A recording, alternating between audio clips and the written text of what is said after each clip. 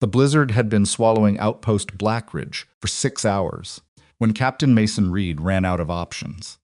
18 soldiers, 4 bleeding out in the snow, 3 enemy columns closing from every direction mortar rounds could reach. Every authorized radio frequency dead. His communications specialist said 4 words that shouldn't have meant anything. Sir, try Echo 7. Echo 7 was a ghost frequency, officially erased 6 years ago after 7 soldiers died, and 1 was listed as killed in action. Reed transmitted once. Static answered. Then a woman's voice cut through the storm, calm, precise, like she'd been waiting exactly for this moment. Echo 7 listening. Who needs me? She already knew where they were. If you've never heard a dead frequency come back to life, you won't understand what happened next. Subscribe to the channel and drop your city or country. In the comments, I want to see how far this story travels. Like the video so more people find it. And don't go anywhere, because what this woman did next is something no one in that canyon was ever supposed to survive long enough to tell. The storm had no interest in the war. It came down from the northern ridgelines, the way blizzards always come, indifferent, enormous, without negotiation, and it buried Outpost Blackridge in layers of white silence that made the distant mortar impacts sound almost gentle, like someone knocking politely on a very large door. Captain Mason Reed pressed his back against the frozen earthen wall of Communications Trench Alpha 3 and watched the blood from Corporal Diaz's thigh wound soak through 2 Filchings and start working on a 3rd. The cold was the only thing keeping Diaz from bleeding faster. Reed knew that. He also knew cold had a shelf life, and they were burning through it. Vitals? Reed asked. Sergeant First Class Donna Hale crouched beside Diaz, 2 fingers pressed to his wrist, eyes moving the way medics' eyes always moved constantly, cataloging, working the math. Nobody wanted to say out loud. Pulse is weak but steady. We stabilize him. In the next 40 minutes, or we're talking about a different conversation. What conversation? Hale looked up at him. The one where we decide who we carry. Reed said nothing. He turned back toward the trench mouth and looked at what the storm was letting him see, which wasn't much. 30 meters of gray visibility, then white, nothing. Somewhere in that white nothing, according to the last intelligence report they'd received 3 hours ago, was a reinforced enemy reconnaissance element. That had been upgraded from company strength to battalion strength by the time it stopped being relevant information and started being a survival problem. 3 columns, north, northeast, and east. 18 soldiers remained at Blackridge after the morning's contact. 4 of those were wounded seriously enough to require assisted movement. Diaz with his leg, Private Okafor with a punctured lung that was holding but wouldn't forever, Specialist Reyes with a shattered left wrist that had been wrapped so tight she'd gone pale from it, and Staff Sergeant Briggs, who had taken shrapnel across the back of his neck and hadn't felt his fingers for 2 hours.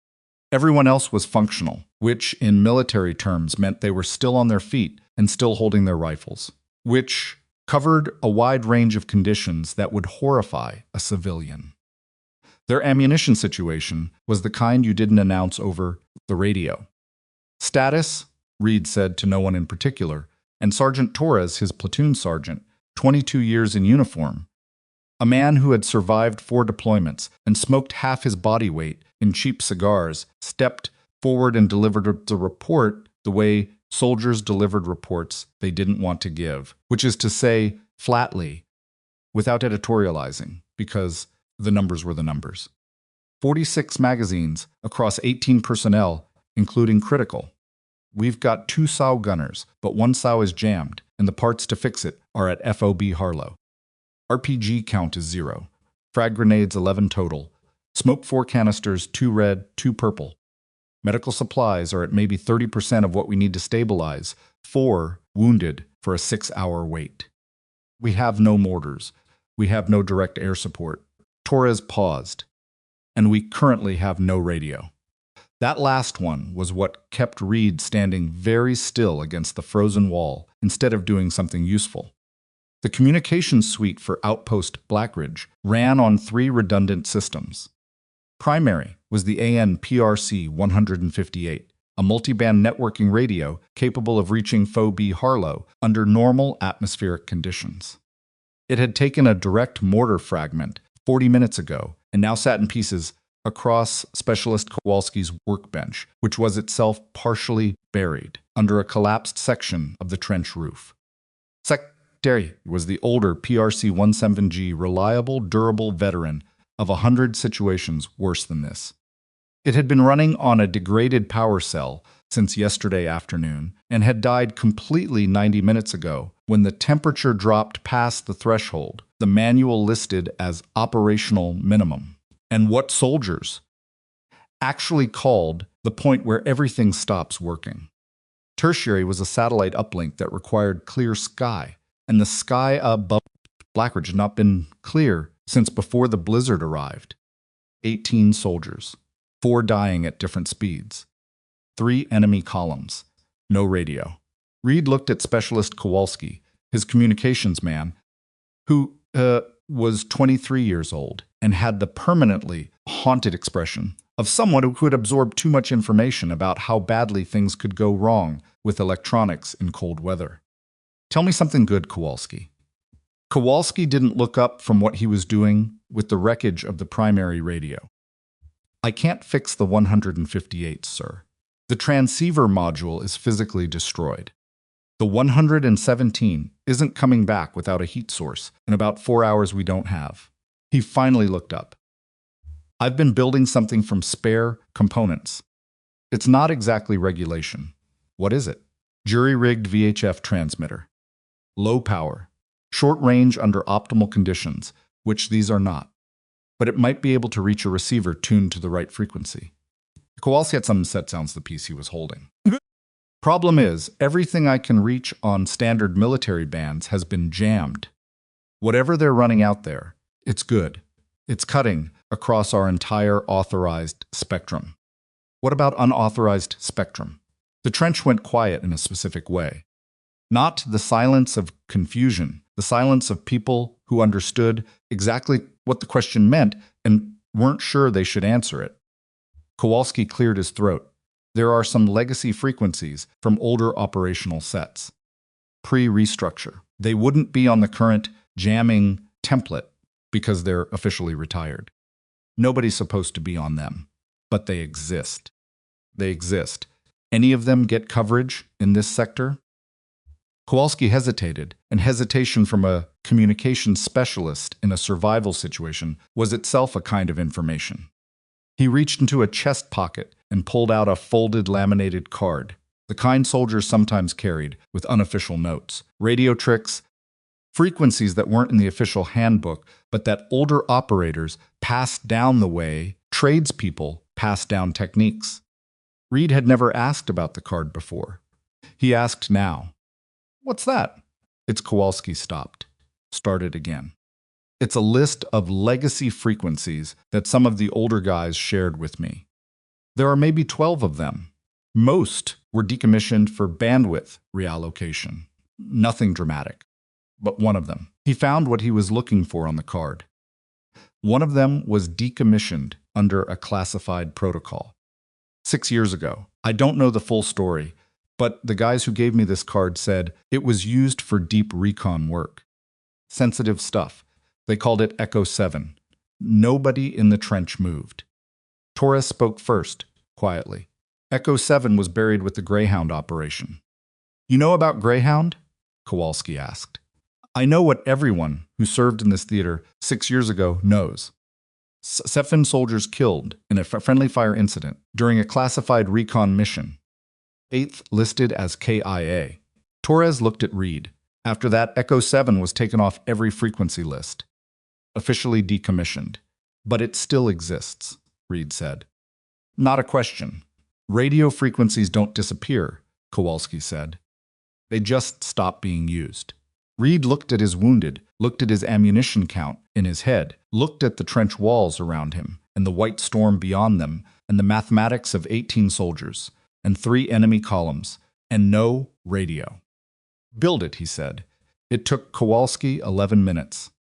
Reed watched the construction the way he watched everything in a combat situation, with full attention and very little visible expression, cataloging information, not wasting energy on feelings he couldn't use yet.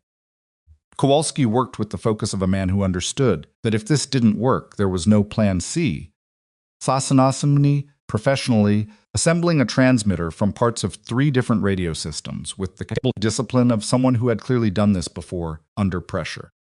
The finished device was not beautiful. It looked like someone had lost an argument with a box of electronic components. But when Kowalski connected the last lead and applied power from the backup cell he'd been conserving, the frequency counter showed a number 47.7 to 5 megahertz that shouldn't have meant anything to anyone on a live battlefield. "That's it," Kowalski said. "That's Echo 7. Reed took the handset. He looked at Torres. Torres looked back at him with the expression of a man who had long since made peace with strange decisions in impossible situations. Reed keyed the handset. "Echo 7. This is call sign Ridgeback. 18 personnel, Outpost Blackridge. 4 critically wounded. Comms compromised. Ammunition critical. Hostile encirclement from 3 vectors. If anyone reads, please respond." Static. Long, flat, cold static that sounded like the storm translated into sound. 16 seconds passed.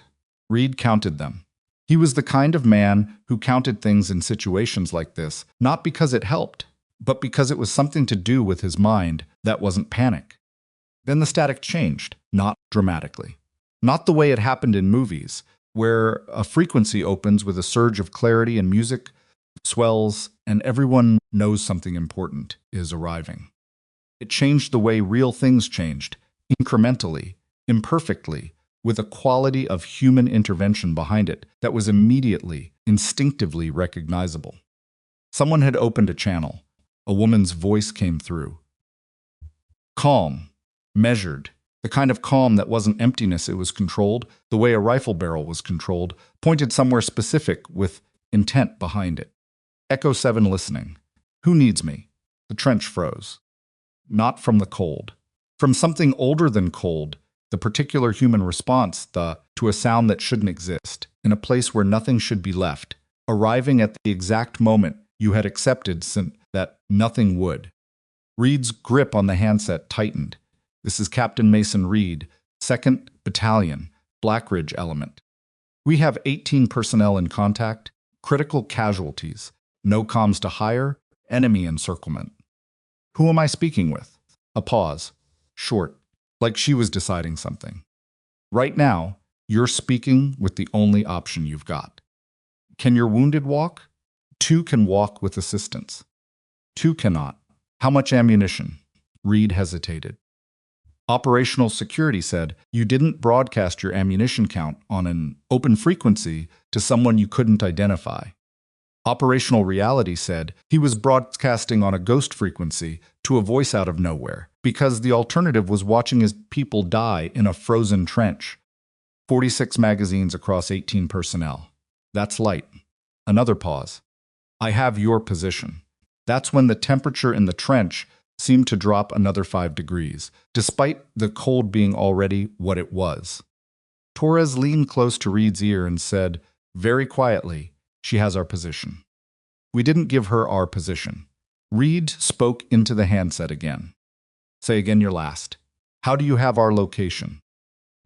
"I've been watching Blackridge for 2 days. I know where every fighting position is, and I know where 3 columns of about 90 enemy troops are. I know the northern column, the northern column is the fastest moving, and I know they're going to reach your eastern perimeter in approximately 22 minutes if they maintain current pace." Reed's jaw tightened. "Identify yourself. Not part of the deal." "What deal?" "The one you're about to accept, because you don't have another one." There was a slight pause, and when she spoke again, something in her voice shifted, not warmer, exactly, but more direct, like she'd finished the preamble. 3 conditions. You don't try to locate me. You follow my instructions during the operation. And when it's over, Echo 7 doesn't exist. You never used this frequency. You never heard this voice. We clear? Reed looked at Hale, who was watching him from beside Diaz's position, with the focused expression of a medic watching a patient's condition and a soldier watching her commander make a decision, and understanding that both mattered equally right now. He looked at Torres, who gave him the slow, precise nod of a man who had learned to distinguish between situations he understood and situations he needed to trust anyway. He looked at his 46 magazines and his 4 wounded and his 16 soldiers who were still on their feet in the white wall of storm beyond the trench. He keyed the handset. We're clear, good. Don't move your wounded yet. Keep your perimeter on the eastern wall, all available personnel. That's where the pressure comes first. Tell your saw gunner that, even if the weapon is jammed, I need the barrel visible at the northeast corner. Psychological position. Can you do that? We can do that. I need your best shooter on the western trench wall, elevated position, 2 feet below the lip. Not to fire, to wait. When I tell you to move, you move fast and you move west. There's a gully 40 meters past the wire. Get your wounded into it first. There are enemy forces in the western approach. Not for long. Reed relayed the instructions. There was something strange about doing it, giving orders based on someone else's instructions. Someone with no name, no rank, no verifiable identity, operating on a frequency that wasn't supposed to exist. His training said everything wrong about this. His training had also never covered 18 people in a frozen trench with no radio and 3 enemy columns and the snow coming down so hard it was difficult to see the far wall. His soldiers moved without asking questions. They knew he couldn't answer yet. That was what good soldiers did. Not because they'd stopped thinking, but because they understood that in certain moments the commander's trust was the only navigable road, and questioning it publicly helped exactly no one. Private Okafor, pale and breathing carefully around his punctured lung, was moved to the western wall with help from 2 others. Specialist Reyes argued for 2 minutes about being classified as woundeds. Sir, I can still run. I've got one hand, until Reed gave her a look that ended the argument without escalating it. Briggs was the hardest. He'd been a machine gunner for 11 years, and the idea of being carried didn't sit right with him, in a way that wasn't about pride, exactly, but about identity, and sometimes those were the same wound. You let someone carry you, Reed told him. That's an order. Briggs looked at his hands, which he still couldn't feel. Yeah, he said. Copy. They settled into their positions. The blizzard continued its own agenda, which had nothing to do with any of them. Then they waited. It was 6 minutes before Echo 7 spoke again. 6 minutes of wind and distant mortar impacts that seemed to be drifting slightly south, whether by design or coincidence, Reed couldn't tell.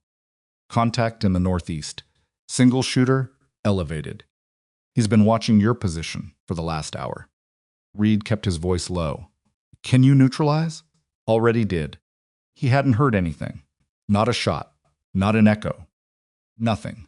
Eastern column is deploying. They're going to try the wire in the next 4 minutes. I need your people to hold position and make noise. I want the enemy focused on your eastern wall. Reed passed the order quietly down the trench. His soldiers understood the tactic without explanation. Create the illusion of a defended position, preparing for contact. Draw attention to the east. Hold. Then the rifle fired. Distance was impossible to judge, and the storm sound traveled strangely through snow. But the shot came from the west, from somewhere high, somewhere Reed couldn't see even when he pressed himself against the trench lip and looked hard into the white. A single crack that the wind tried to swallow but didn't quite manage. An enemy radio went silent. Reed knew this because Torres had been monitoring enemy traffic on a recovered handset and the frequency that had been chattering with position. Reports suddenly produced only one voice, calling a call sign that didn't answer. First element, northwest corner. He was coordinating their entry. Another shot. Same direction, same quality of control, in it precise, unhurried, like she was working through a list in a particular order, and the list made sense to her in a way it wouldn't to anyone watching. How far out is she? Kowalski whispered. Don't ask, Reed said. Second element down. The column is adjusting. They're pulling back to regroup. You have maybe 8 minutes before they commit. I'm going to create your window now. When I say move, your route is west, 40 meters to the gully, then northwest along it for 200 meters. There's a ridge at the end. You'll see its mark. What kind of mark? You'll see it. The next 4 minutes were the kind of minutes that expanded inside a person afterward, when memory tried to make sense of how much happened in a space that short. Echo 7's rifle worked from the west, like something methodical and implacable, not rapid, not spectacular, but relentlessly sequential. Each shot producing a specific result that Reed could measure in the changing pattern of radio traffic. Torres was monitoring in the way the enemy formation sounds shifted from organized advance to something more hesitant, more confused. 7 shots. Reed counted. You counted things in these moments because the alternative was something you didn't have room for right now. 7 shots, and each one landed in a place that changed the geometry of the enemy's approach.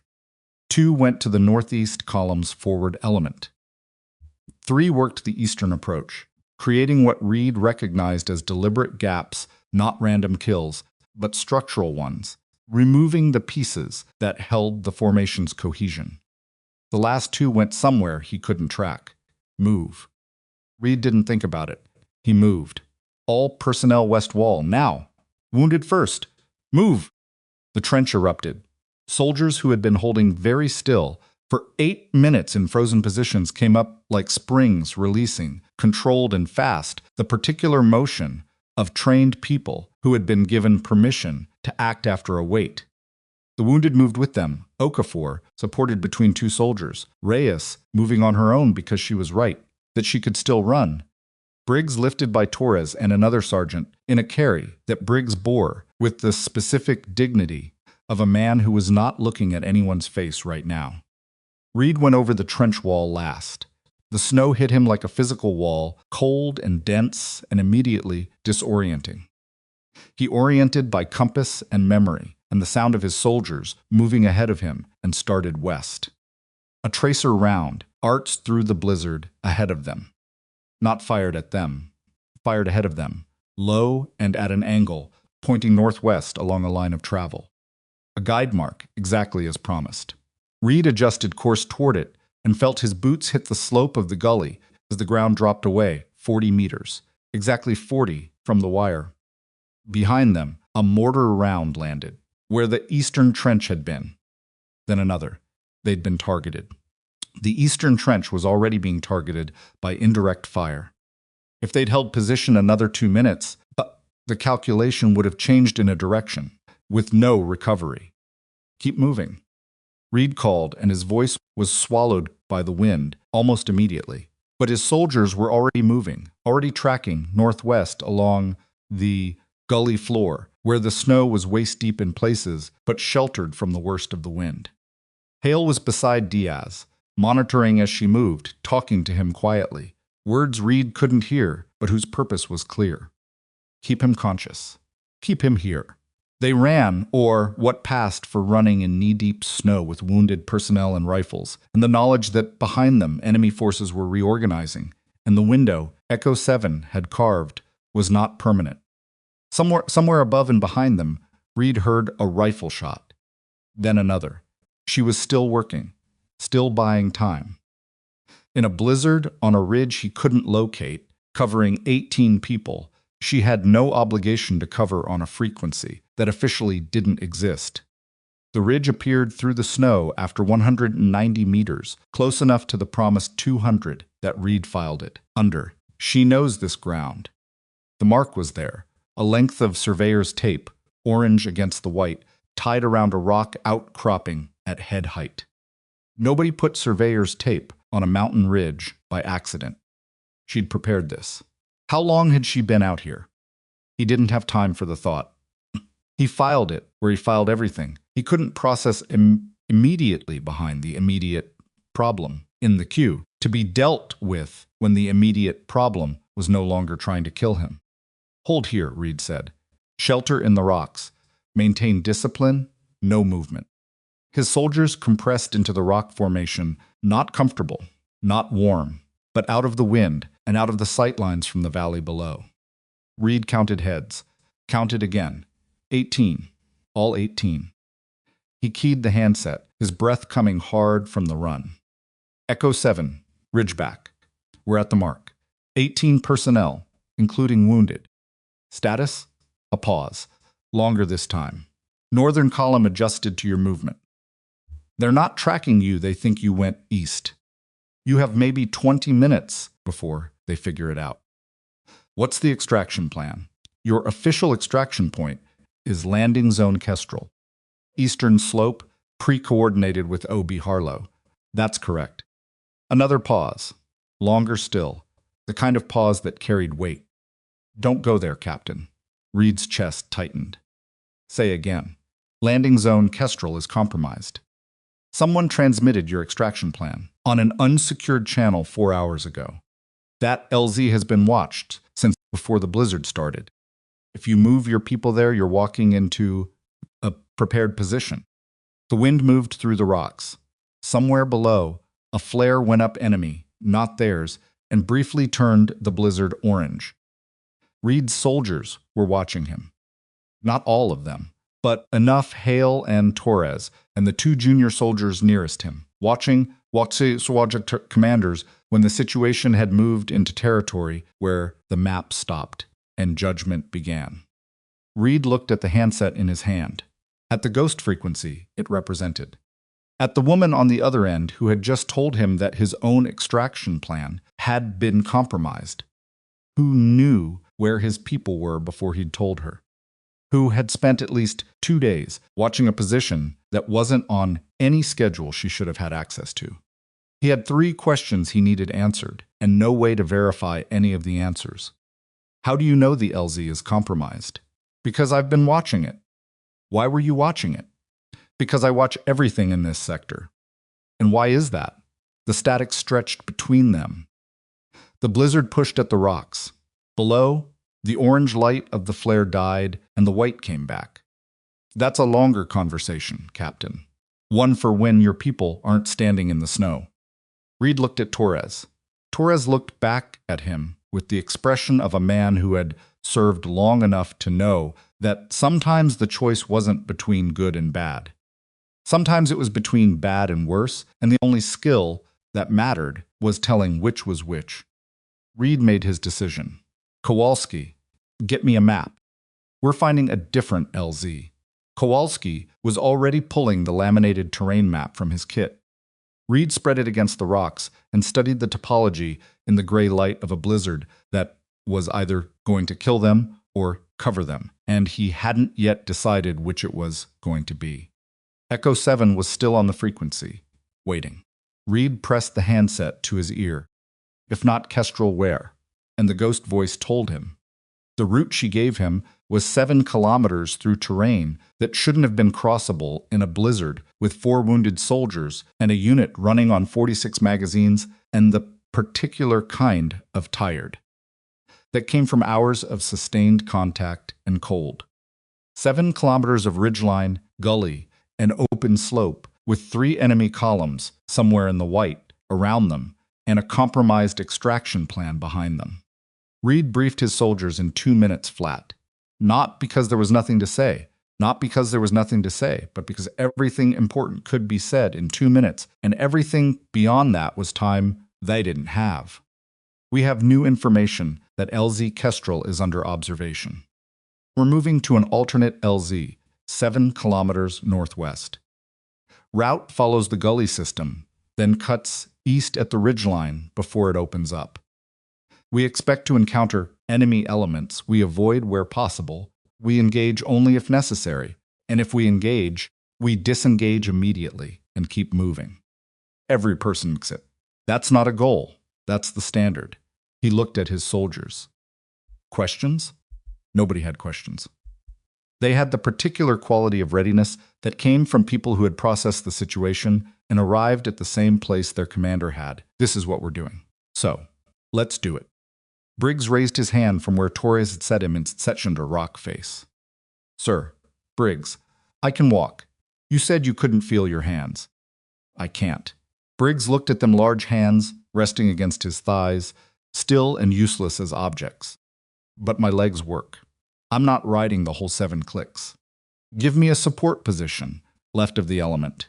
Reed looked at Hale, who did the medical calculation that took about 4 seconds and ended with a slight nod. Good enough. Left of element, no front exposure.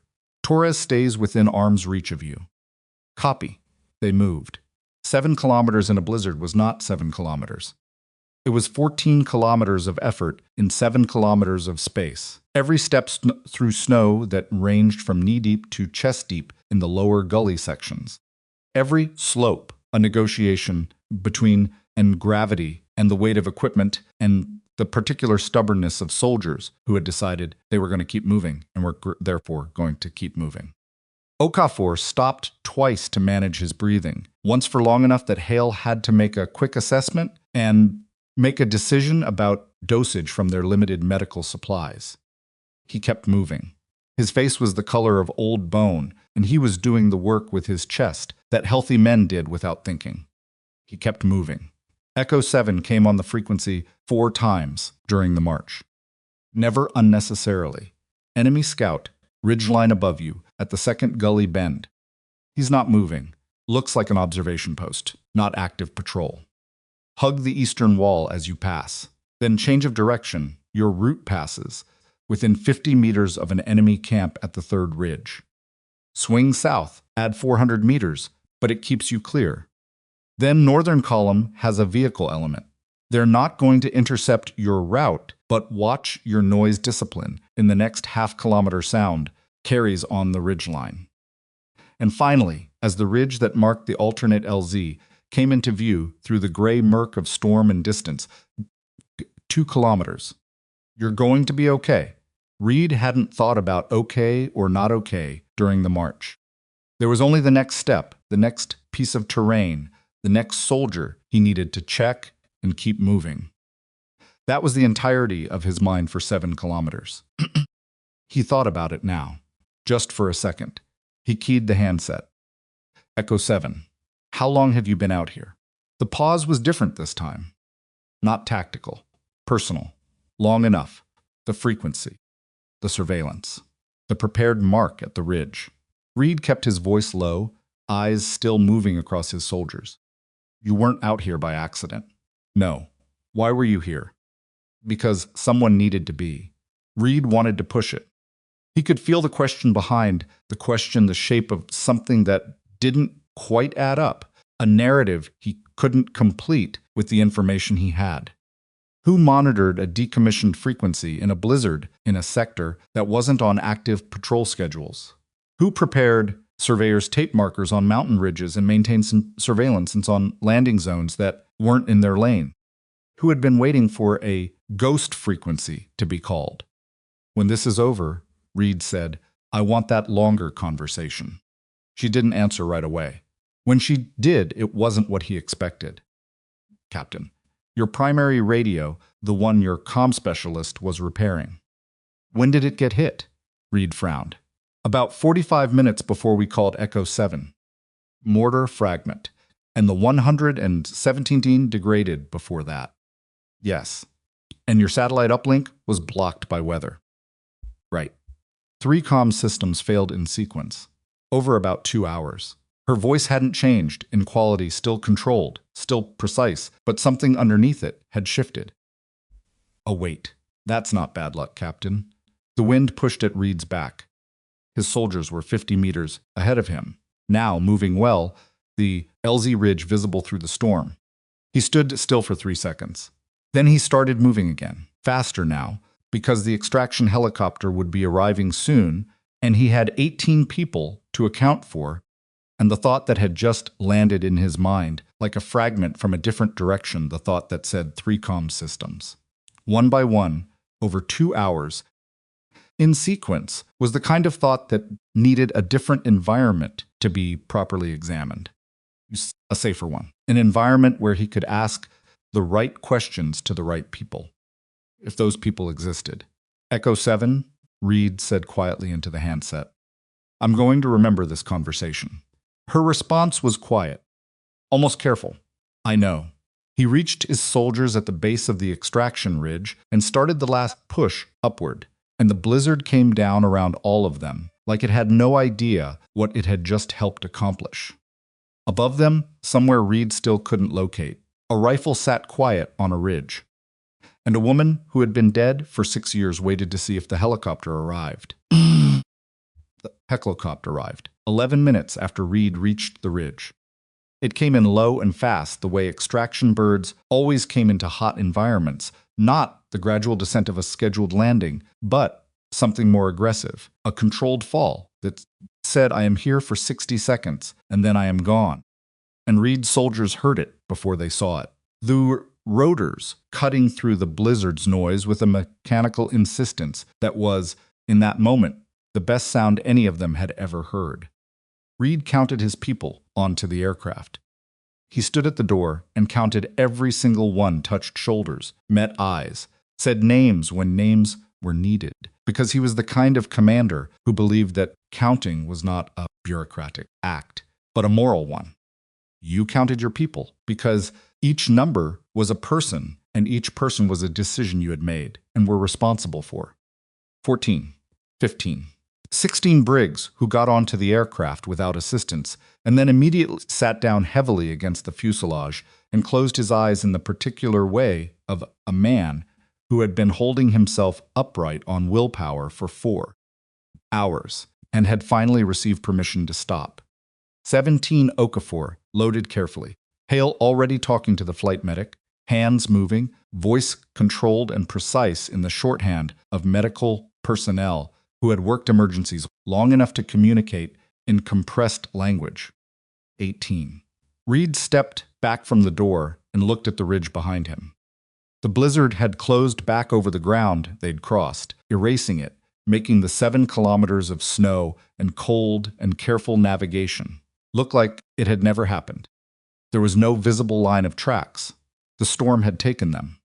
Somewhere up there on ground, he still couldn't pinpoint, a rifle sat in position behind a shooter who wasn't coming. He keyed the handset one more time. Echo 7, Ridgeback. 18 souls aboard. We're going. The static held for 3 seconds. Copy. Good extraction. Come with us. Already told you. Ghosts don't get evac. Reed stood at the helicopter door, with the rotor wash hitting him like a wall, and the snow driving sideways across the ridge, and the handset in his hand connecting him to a voice he couldn't locate or identify or verify. And he felt something he didn't have a clean word for, not quite guilt, not quite obligation. Something that sat between them, something with weight. This isn't over, he said. No, she said. It isn't. Then the frequency closed. Torres appeared at Reed's elbow. Sir, we need to go. Reed looked at the ridge for 2 more seconds. Then he got on the helicopter, and the door closed behind him, and the aircraft lifted, banked hard northwest, and the blizzard swallowed Blackridge Ridge the way it swallowed everything completely, without ceremony, without leaving any indication that anything had happened there at all. FOB Harlow was 300 kilometers southwest of Blackridge, which blizzard conditions translated to 47 minutes of flight time, during which Reed's wounded were triaged by the flight medic. Soldiers sat in the red interior light of the aircraft with the particular stillness of people who had been burning hard and were now cooling down. And Reed himself sat with his back against the fuselage and thought about 3 comm systems failing in sequence. Diaz was stabilized. Not good, he'd lost more blood than Hale was comfortable with, and he was going to need a surgical team within the hour, but stable. Okafor's lung was holding. Reyes had fallen asleep against someone's shoulder, with her broken wrist in her lap, which was either a sign she was fine or a sign she was so far past exhaustion that her body had simply decided sleep was more urgent than pain. Briggs still couldn't feel his hands, which was a problem Reed filed for the medical staff at Harlow. The other 14 sat in the noise and the red light and said very little. At some point, Torres moved from his seat at the far end to the space beside Reed and sat down and didn't say anything for a while. which was one of the things Reed had always valued about Torres. The man understood that some moments weren't questions yet. Eventually, Torres said, quietly, 3 channels. Yes. Primary took a mortar hit. Secondary was degraded from the cold. Sat uplink blocked by weather. Yes. In that order. Over about 2 hours. Reed nodded. And the mortar hit on primary, you saw the fragment? Kowalski identified it as a mortar fragment. We didn't exactly run a forensics analysis on it. Reed paused. The round that hit our communications position landed short of the eastern trench by about 8 meters. If you were trying to hit the comms array specifically, you'd have to know exactly where it was. Torres said nothing for a moment. Then, who knew where it was? That was the question. Reed Sykes let it sit in the aircraft noise without trying to answer it yet, because the answer required information he didn't have, and building conclusion from insufficient information was how you ended up wrong in directions that mattered. But the shape of it was there. The shape of a situation that looked from one angle like a sequence of bad luck and looked from another angle like a sequence.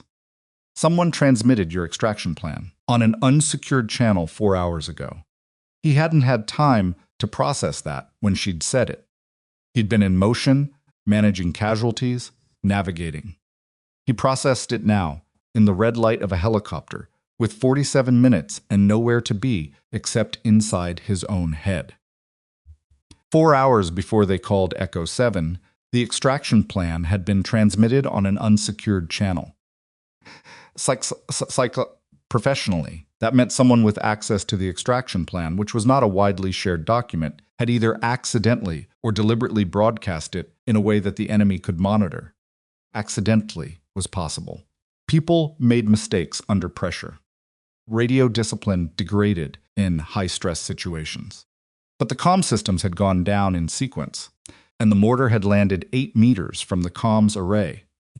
And the LZ had been covered before they even knew they needed it. Reed put it all in the queue behind the immediate problem, which was getting his wounded to medical care and getting himself to a debrief that was going to be long and complicated. The helicopter landed at FOB Harlow at 347 hours. The base was a controlled version of chaos, the kind of activity that looked frenetic from outside, but followed very specific tracks. The wounded were met at the landing pad by a medical team that had been briefed en route, which meant Hale had done her job during the flight, and the information had moved ahead of the aircraft. Diaz went directly into surgery. Okafor was wheeled toward imaging. Reyes woke up when she was touched and tried to get off the stretcher under her own power, which the medical staff handled with the particular patience of people who dealt with injured soldiers, who didn't want to be injured soldiers. Reed stood at the edge of the pad and watched his disperse into the base's systems, medical, debrief, holding area, quartermaster for gear replacement, and felt the particular exhaustion of a commander whose responsibility didn't end when the mission did, but simply changed shape. He had been standing there for maybe 3 minutes when a voice said his name. Captain Reed. The woman who approached was in her early 30s, dark-haired, wearing the uniform of a military intelligence officer with the insignia of a captain, his equal rank, but a different lane entirely. She had the look of someone who had been awake for longer than he had, and was managing it better, which Reed categorized immediately as either impressive discipline or very good coffee. Captain Elise Varda, she said, extending a hand. Theater intelligence, attached to Harlow. I've been waiting for you. Reed shook her hand. How'd you know we were coming in on the South Pad? I monitor all extraction traffic. She said it without apology or elaboration. I need to speak with you before your formal debrief. Privately. Reed looked at her. She held his gaze without difficulty, which was more information. Most people looked away first when they were nervous. She wasn't nervous. Give me 5 minutes with my sergeant, Reed said. Torres was close enough to have heard most of it. He gave Reed a slight nod, I've got the rest of them, and that was sufficient. Reed followed Varda. She took him to a room That wasn't an office and wasn't a holding area. It was something in between, a space that intelligence officers were kept for conversations that needed walls, but not desks, not the formal architecture of a recorded debrief. A table, 4 chairs, a thermos of coffee that was still warm. She poured 2 cups without asking if he wanted one, which he appreciated, because he did. "You used Echo 7, she said, sitting down. Reed set his coffee down carefully. "Who told you that?" The frequency monitor flagged it automatically. "I'm the only person currently at this FOB who receives those alerts." She looked at him directly. "And before you decide how much to tell me, I'm not asking because I want to report it. I'm asking because it changes what I need to tell you. You have information about Echo 7. I have information about the person who was on the other end of it." She paused. "Assuming you actually reached someone. Did you?" "Yes." Something moved across Varda's face. It wasn't surprise. Exactly. It was the expression of someone receiving confirmation of a thing they'd hoped for, but hadn't let themselves believe. She picked up her coffee, held it, didn't drink. "Female voice?" she asked. "Yes." "Calm, controlled. Very specific tactical knowledge of your area of operation." "Correct on all 3. Varda set her cup down. "Captain Reed, 6 years ago, a classified reconnaissance mission called Operation Greyhound went badly wrong. 8 operators were in the field. 7 were killed in what was officially ruled a friendly fire incident misidentification of their position during a fire mission." She spoke with the precision of someone who had said these words before, to herself if not to others, working through a sequence of facts that had been in her possession for some time. The 8th was listed as killed in action. Body not recovered, which happens in that terrain. What was the 8th's name? Sergeant Lena Cortez. Reconnaissance sharpshooter. 3 deployments, multiple commendations, specialization in long-range observation and precision fire. Varda looked at him steadily. She was 27 when she was listed as KIA. Reed did the math. That put Lena Cortez at 33 now. The age would fit.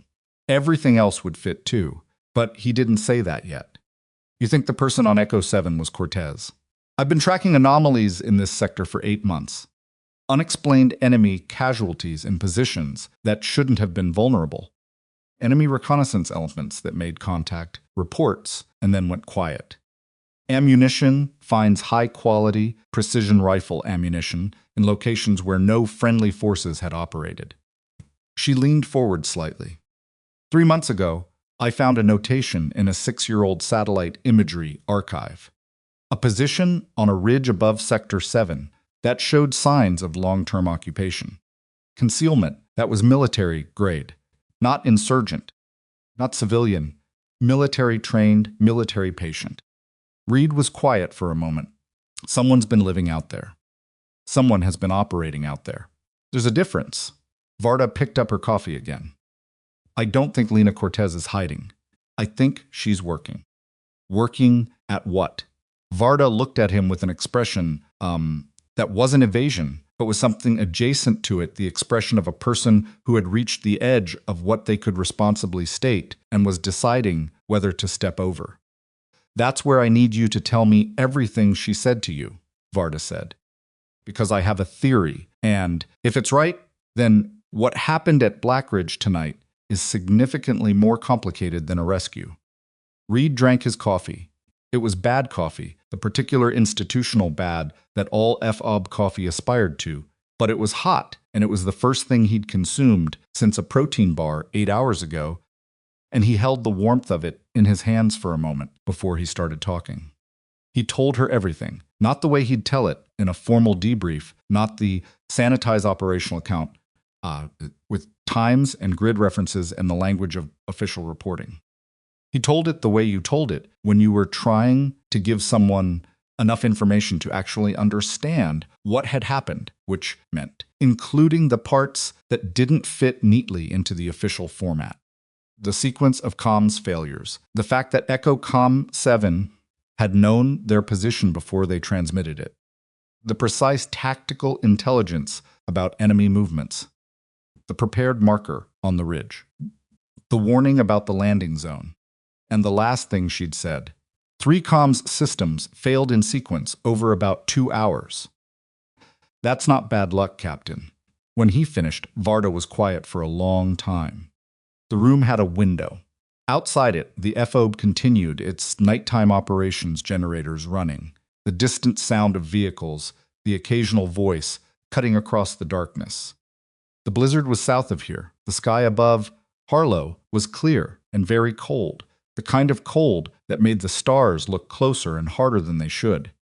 She knows who compromised your comms, Varda said. She implied it. She didn't say it directly. She wouldn't. Not on a radio.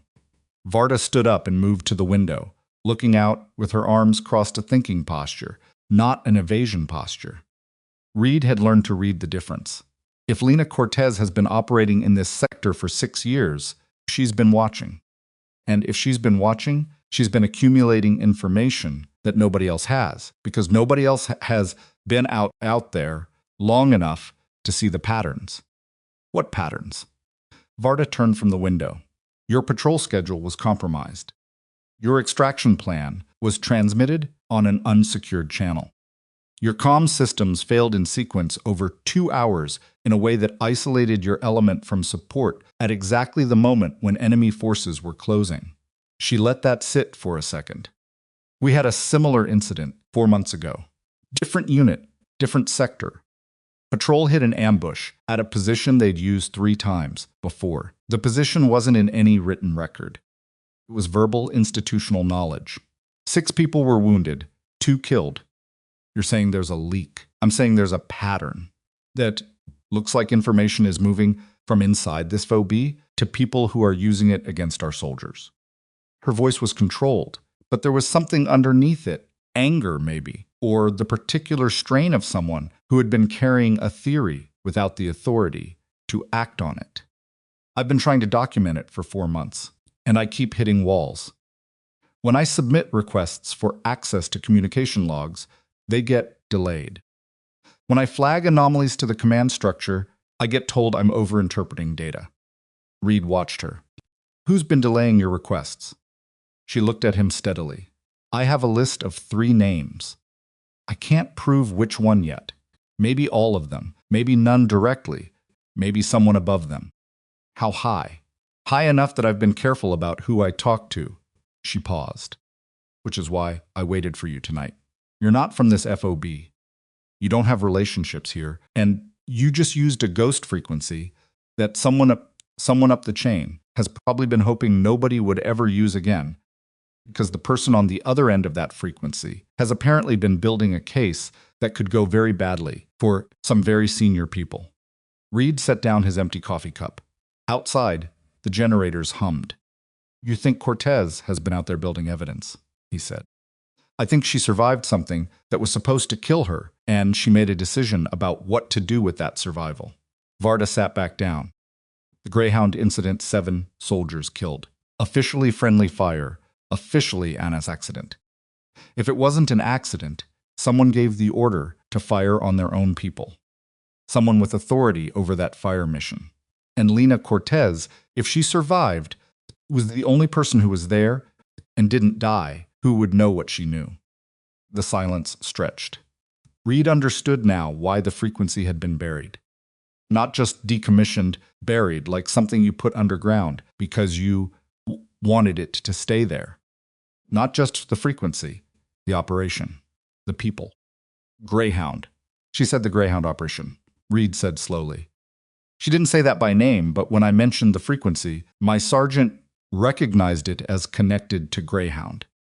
Torres? Yes. He served in this theater 6 years ago. 2 deployments before this one. He'd know the operational history. Reed paused. He knew the frequency was decommissioned after Greyhound.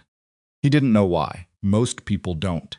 Varda picked up a pen from the table and turned it over in her fingers, a small involuntary motion, the kind people made when their minds were working. The official record says, classified operation, tragic accident, command review completed, findings sealed. End of story. Nobody asks questions because the people who might ask them are told the review was thorough and the findings are classified and there's nothing more to say. And if someone did ask questions, Varda looked at him with an expression that didn't require words. Reed understood. He'd been in the military long enough to understand how institutions managed inconvenient questions, not always through overt suppression, but through the gentler mechanisms of reclassification, delayed responses, reassignments, the slow bureaucratic erosion of any inquiry that nobody powerful wanted answered. "Okay," he said. "What do you need from me?" "I need your formal debrief to include the communication details, the sequence of failures, the timing. That creates an official record." Varda spoke carefully. "I need you to report the warning about LZ Kestrel. That also goes on record, which means someone who doesn't want it on record will have to decide how to handle it. You're trying to force a reaction. I'm trying to create documentation that's harder to make disappear than my internal memos." She met his eyes. "I've been doing this for 4 months, alone, with limited authority and no one senior enough to back me, who I'm confident isn't part of the problem. And now I have a witness who used Echo 7 and heard what Cortez said. And I have 18 soldiers who survived because someone who is officially dead was watching a sector that nobody else was watching." She set the pen down. "That's not nothing." Reed thought about Lena Cortez on her ridge, in the blizzard, with her rifle and her ghost frequency and 6 years of watching. 33 years old if the math held surviving a winter that shouldn't have been survivable, maintaining a surveillance capability in terrain that professional soldiers with full equipment would struggle to operate in, and choosing to answer when a ghost frequency called from a trench full of people she'd never met. "I wasn't here by accident." No, she wasn't. "There's one more thing," Varda said. She reached into a folder on the table. Reed hadn't noticed it was there, which told him she'd staged the room before he arrived and slid a photograph across to him. Satellite imagery, mountain terrain, gray and grainy, with distance. At the center, a position marked with a small circle. "This is the ridge above Black Ridge, north face. This image is from 4 months ago." Reed looked at the photograph. The position was high, well chosen, with sightlines that covered 3 valleys and the approaches to the outpost. The concealment was almost invisible, almost. There was something in the way the ground didn't look quite natural, the way certain angles of rock seemed slightly too deliberate, that spoke of human intention. "That's a sniper's hide," Reed said. "It's a very good sniper's hide. Maintained, from what I can tell, for an extended period." Varda tapped the photograph. "I tried to have a reconnaissance patrol sent to investigate this position 4 months ago. My request was denied. The stated reason was that the area was outside active patrol boundaries, and the reconnaissance priority list was full." "Who denied it?" She looked at him. "The denial came from Major Patrick Carver, operations officer." Reed filed the name. "And above Carver?" "Carver reports to the deputy commander." Varda's voice was careful, deliberate, the way voices got when they were carrying more weight than the words alone. "Brigadier General Warren Holt." The generator outside ran. The night ran. The stars over Efob Harlow burned with the specific indifference of things that had no stake in any of this. Reed looked at the photograph of the hide for a long moment. Then he looked at Varda. "You've been doing this alone for 4 months," he said. "Yes. And you've been getting blocked at every turn." "Yes. And you waited for me specifically because I'm not embedded in this FOB's command structure." "Yes." She held his gaze. "And because whoever used Echo 7 tonight would have to have been in a situation where nothing else worked, which meant they'd be the kind of officer who asks the right questions about why nothing else worked." Reed was quiet for a moment. "Are you always this calculating about who you bring in?" Something crossed her face that might, in different circumstances, have been amusement. "Captain, I've been very alone in a room with a very uncomfortable theory for 4 months. I've learned to be precise about it." "Fair enough." Reed stood. He needed a shower, food, and 8 hours of sleep in roughly that order, and he was going to get approximately none of them in the immediate future. His formal debrief was in 2 hours. His soldiers needed to be checked on. Diaz was in surgery. He had 17 other things that needed his attention before he could afford to sit with this new thing that Varda had handed him. But the new thing sat in him regardless, settled in alongside him regardless. Settled in alongside the exhaustion and the cold and the sound of an unidentified woman's voice on a dead frequency, calm as still water, giving orders that brought 18 people home. He picked up his cap from the table. The debrief. You'll be present as an observer. I don't have authority to lead it. She said that flatly, without resentment. It was a statement of fact, not a complaint. Major Carver will lead the debrief. Reed looked at her. The same Major Carver who denied your reconnaissance request. Yes. The silence held a particular shape. Good to know, Reed said, and his voice was entirely neutral, the voice of a man who had just been given a very specific piece of information and was deciding exactly what to do with it in a room with a man who might be part of the problem. Varda walked him to the door. Before he went through it, she said quietly, she's been out there a long time. Whatever she's building, whatever she has, she's been alone with it for 6 years. Reed stopped, didn't turn around. 6 years is a long time to be right about something, she said, and have no one to give it to. He nodded once and stepped out into the cold of a FOB at 4 a.m, where the generators ran, and the stars were hard and bright, and somewhere to the north, behind the receding edge of a blizzard that was moving on to ruin someone else's night, a woman who wasn't supposed to exist was still on her ridge. He didn't know her face, didn't know what 6 years in those mountains had made of her. Didn't know whether what she'd seen and survived had bent her towards something useful or something broken, or whether there was even a clean line between those two things anymore. He knew her voice. He knew the quality of her work. He knew that when everything official had failed, she'd answered. That was enough for now. He walked toward the debrief building and thought about what he would say when Major Carver asked him about his communications equipment. The truth. He would tell the truth. All of it. The debrief room smelled like burned coffee and recycled air, and the particular institutional staleness of a space where difficult conversations happened regularly without resolution. Reed had been in rooms like this before. Every phobie had one not officially designated, but functionally understood. The table was the same table, the fluorescent lighting was the same lighting, the chairs were the crazed chairs that discouraged comfort because comfort encouraged lingering, and nobody wanted to linger in a debrief room.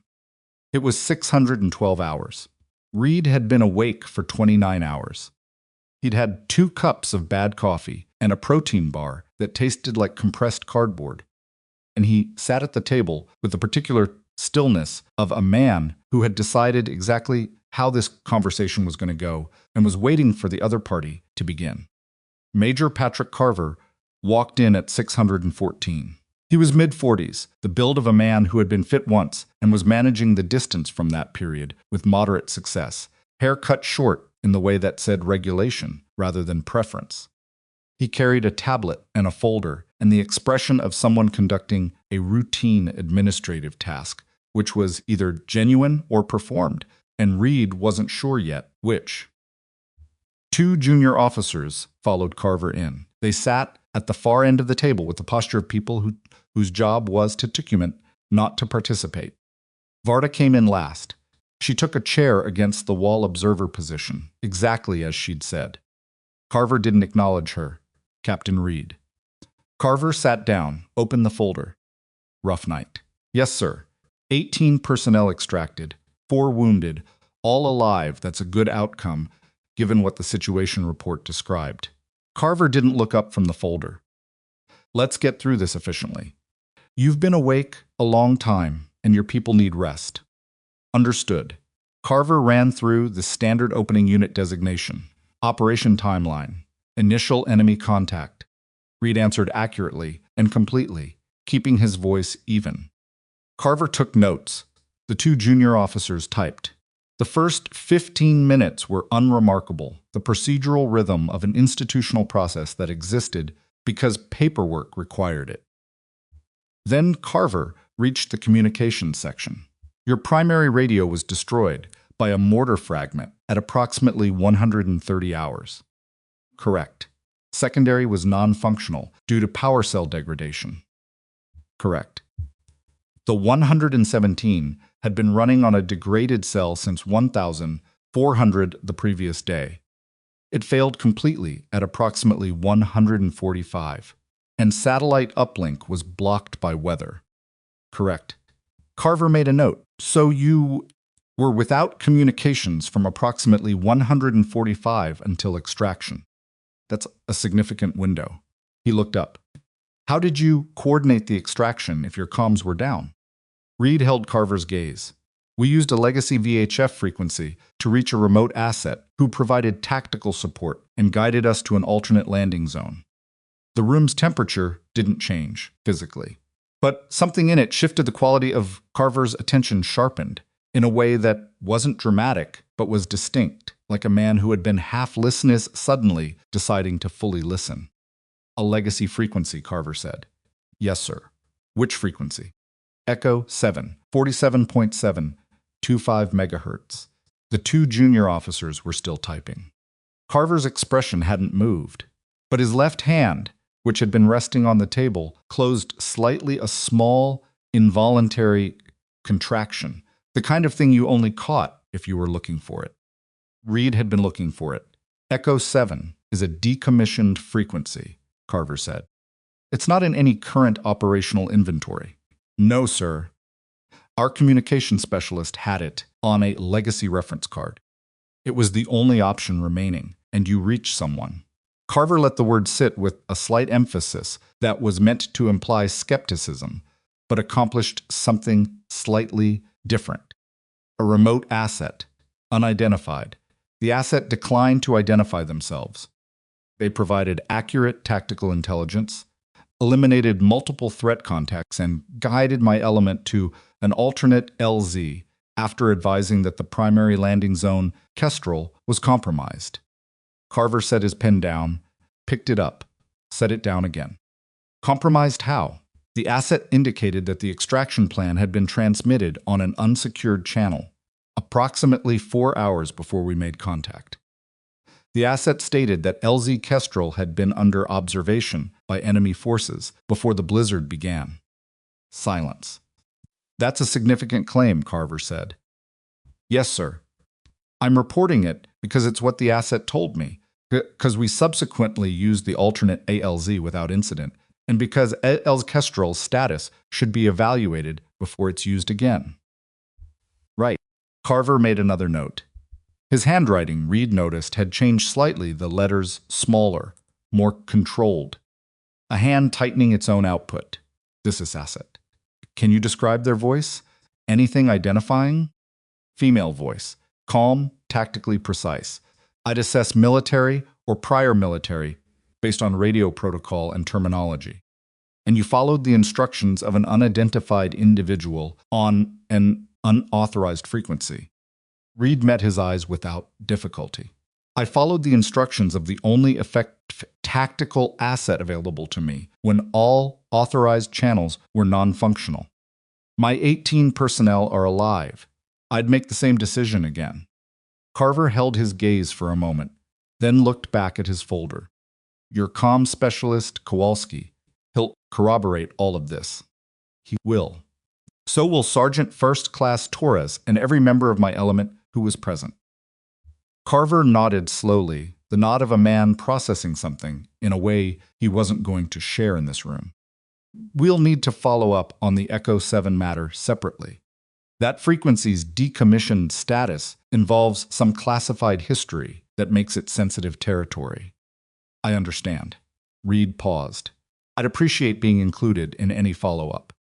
Given that my people's lives depended on it, I have a vested interest in the full picture. Carver looked at him. That's generally not how this works, Captain. I understand, sir. I'm noting my interest for the record. The two officers at the end of the table continued to type. The room hummed with the sound of its own ventilation.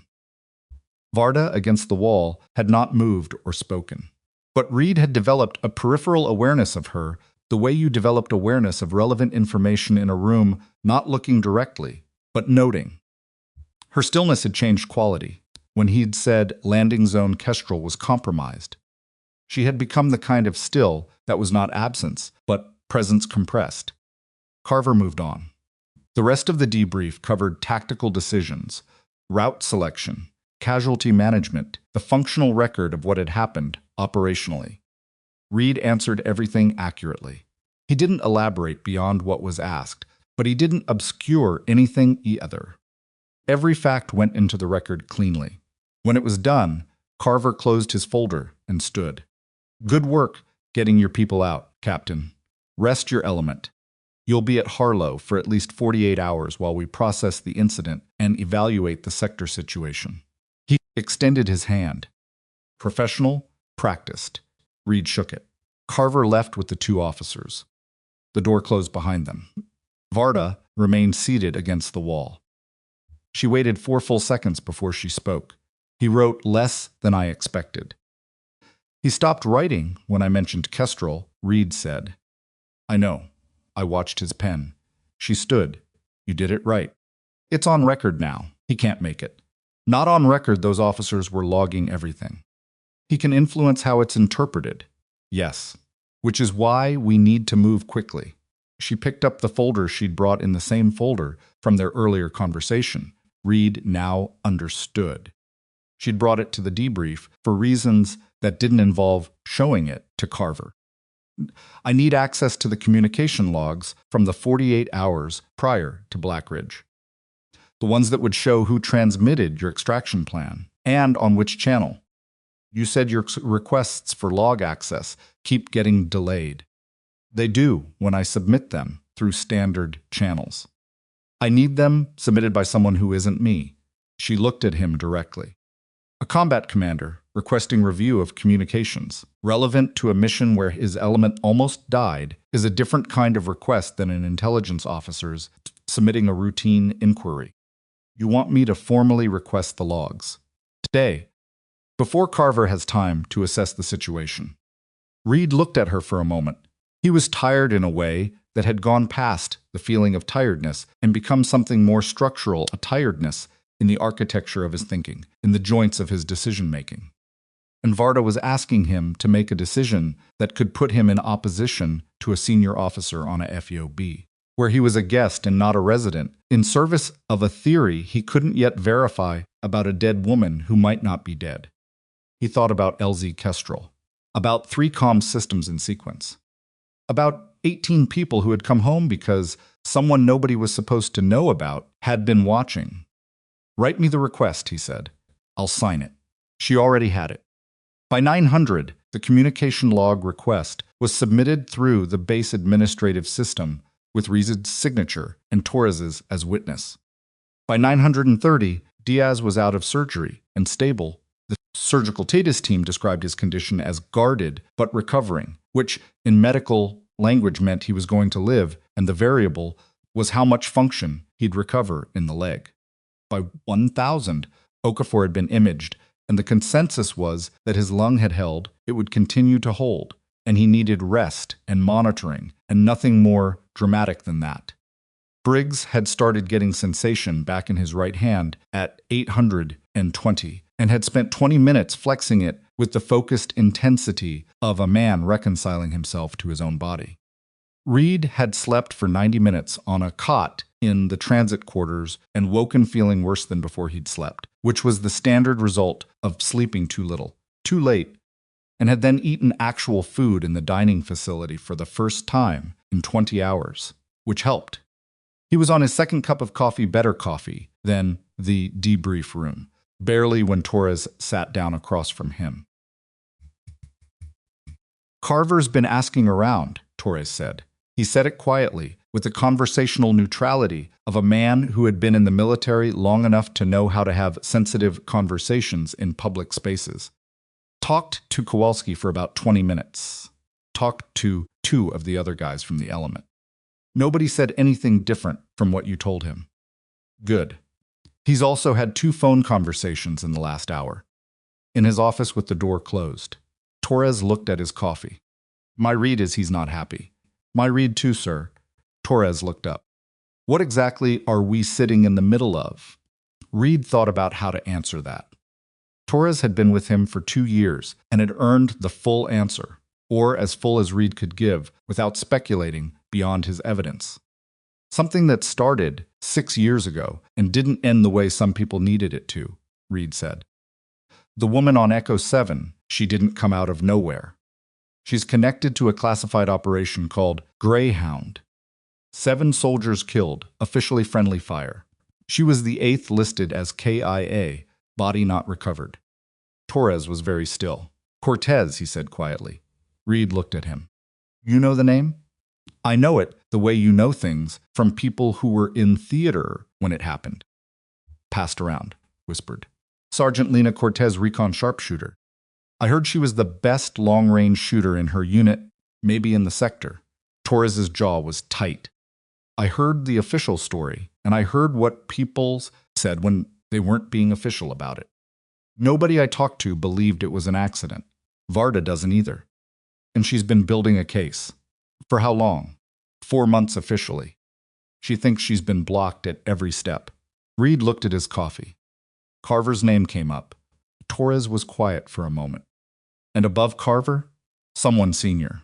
Torres let out a breath through his nose, a short, controlled exhalation, the pressure release sound of a man managing a reaction he didn't want to perform in a dining facility. So where does that leave us? It leaves us here, at Harlow, for 48 hours, while Varda tries to get log access that someone may be working to deny, and Carver figures out what he wants to do about the debrief record. And a woman named Lena Cortez is somewhere on a mountain in a blizzard that moved south 3 hours ago. Reed picked up his coffee. We wait. We watch. And if Varda gets those logs, we see what's in them. Torres nodded slowly. And if someone gets to the logs first? Reed didn't answer, because the answer was the kind of thing you said internally, but not out loud in a dining facility. The day moved. Reed checked on his soldiers, at intervals not hovering, but present enough that each of them knew he was tracking their status. The wounded were in the medical bay. The rest were in transit quarters, sleeping, eating, doing the recovery work that didn't require any particular activity beyond stopping. He spoke to each of them briefly, nothing formal, just the maintenance of a commander's presence that said, I know where you are and you're not forgotten in this. At 1,340, Varda found him in the transit quarters hallway. Her face said something had happened. The log request came back, she said. That was fast. Denied. She handed him a printout. Reason stated.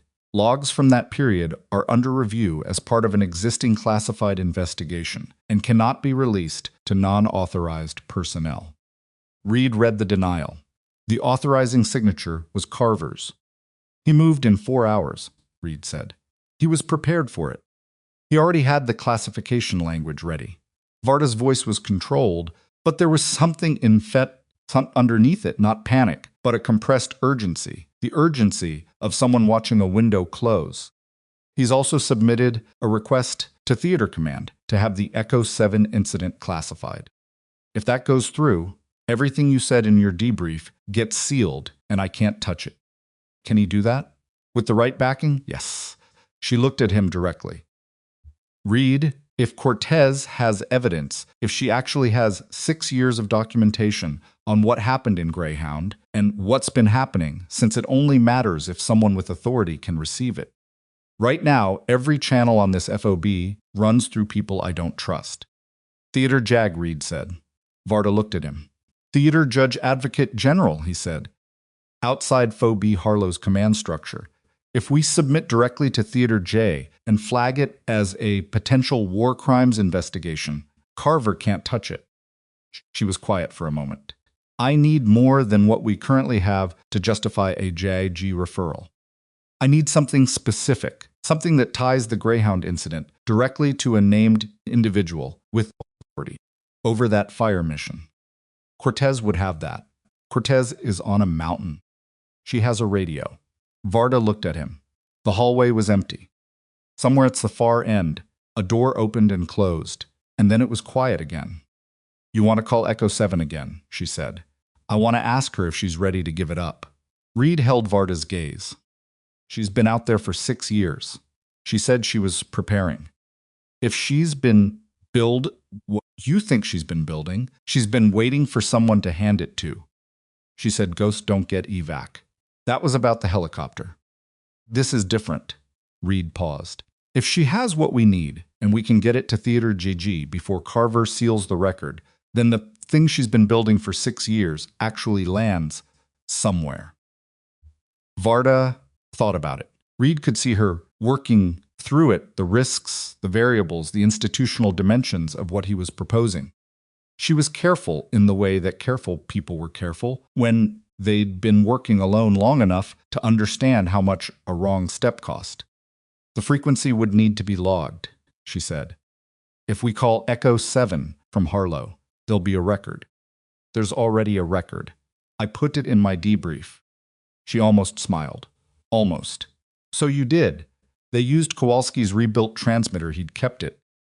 Because Kowalski was the kind of communication specialist who kept things that worked, and they used it in the transit quarters with the door closed, and Torres standing outside it with the specific posture of a man guarding a door who would tell anyone who asked that he was simply enjoying the hallway. Reed keyed the frequency at 1,417 hours. Echo 7, this is Ridgeback.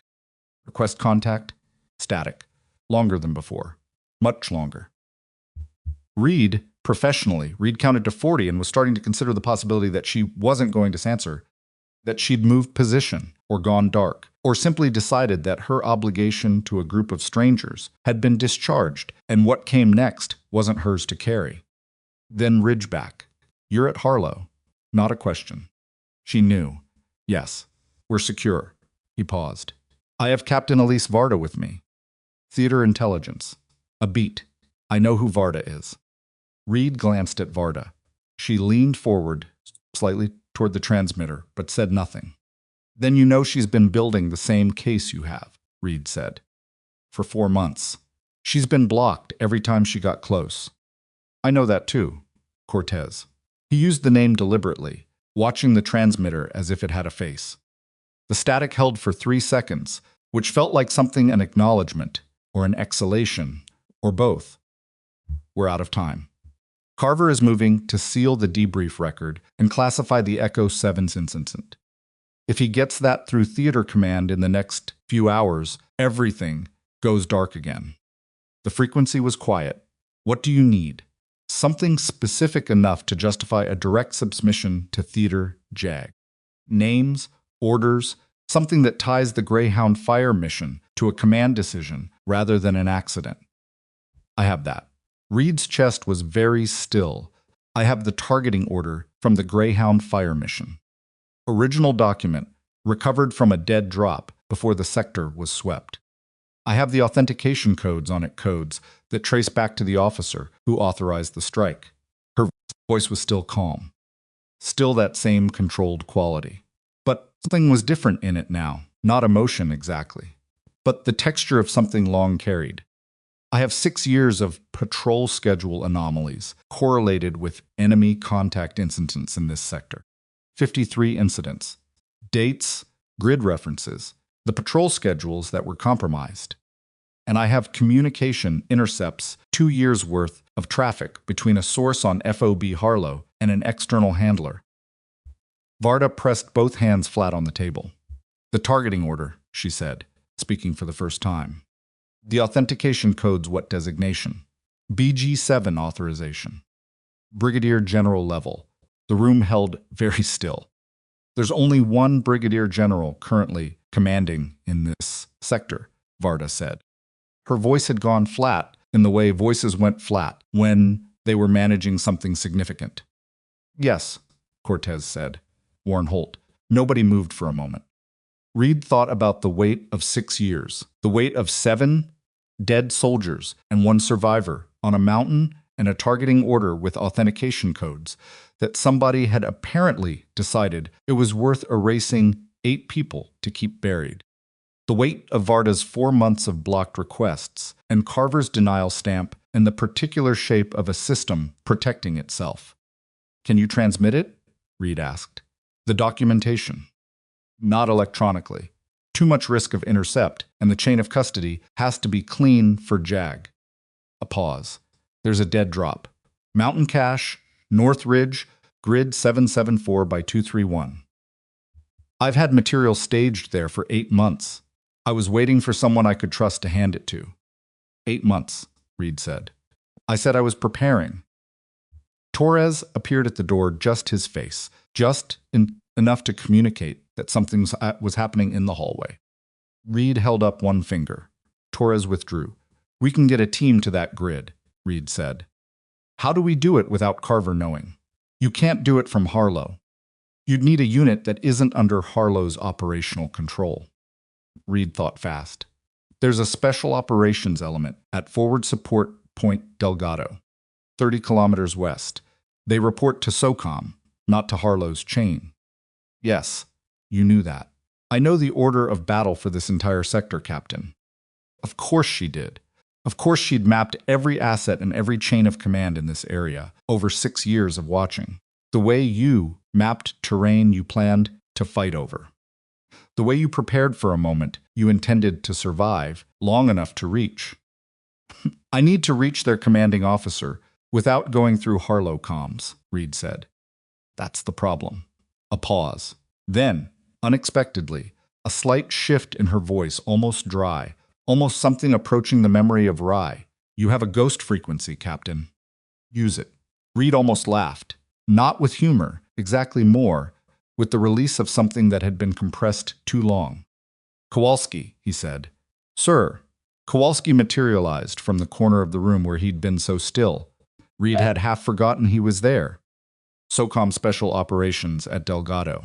What frequency would they monitor that isn't in Harlow's primary communications net? Kowalski was already checking his card. They run a secondary on 52.4. Not encrypted. But it's not in Harlow's monitoring scope. Reed looked at Varda. She nodded. He keyed a different frequency. It took 9 minutes to reach the right person at Delgado, a major named Chen, who had the particular economy of a special operations officer, someone who processed unusual requests without the bureaucratic friction of, someone who needed to understand everything before they acted. Grid 774 by 231, Reed said. North Ridge. There's a cache there. I need it retrieved and transported directly to Theater JG without passing through FAB Harlow's chain of command. It's material relevant to an active misconduct investigation. Who's the subject of the investigation? Reed said the name. The silence on the other end lasted exactly 4 seconds. Copy, Chen said. I'll need a Theater JAG contact for the handoff. Varda was already writing a name on a piece of paper. Reed read it over the radio. 3 hours, Chen said. My people will be at that grid in 3 hours. Thank you, Major. Captain. A pause. This is a significant thing you're sending us after. Yes. You're confident in the source? Reed thought about a voice in a blizzard. Thought about 7 shots and 18 survivors, and a tracer round pointing northwest through the snow. Thought about 6 years on a mountain and a cache staged for 8 months, and a woman who had said I was preparing like it was the most self-evident sentence in the world. Yes, he said. He switched back to Echo 7. 3 hours, he told her. Chen's people. I know Chen's people. A pause. The cache has everything. Physical documents in a waterproof container, stamped and dated. There's also a drive encrypted, but I'm going to give you the key. She read it.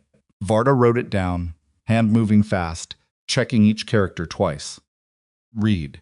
Yeah, when Holt finds out, and he'll find out fast, when that cache moves, he's going to push back hard. Whatever political protection he's built, he'll use it. I know. Make sure Theater Jag has it before he can move. Varda's already calling her contact.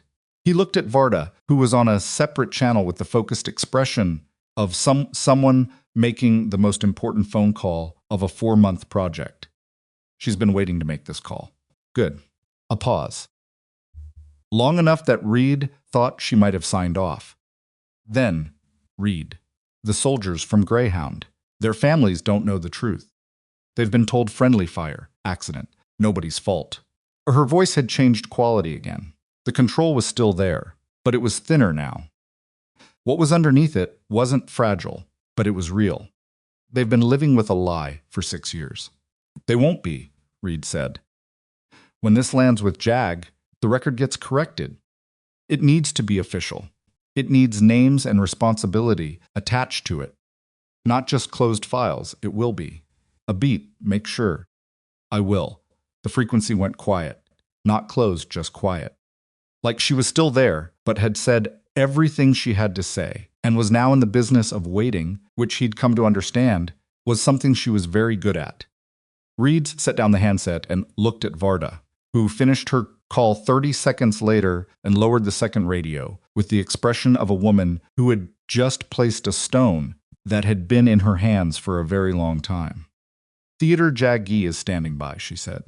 When Chen's people make contact, the material goes directly to Colonel Sandra Ferris. Varda paused. She's been waiting too. She reached out to me 6 weeks ago, said she'd been getting noise from this sector and couldn't get traction. Why didn't you tell me that earlier? Because I didn't know if I could trust you earlier. She said it without apology. I know how that sounds. Reed looked at her for a moment. No, that's right. Varda nodded.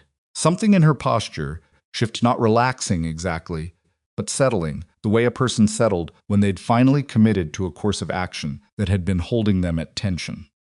Torres came back to the door. This time he came all the way in.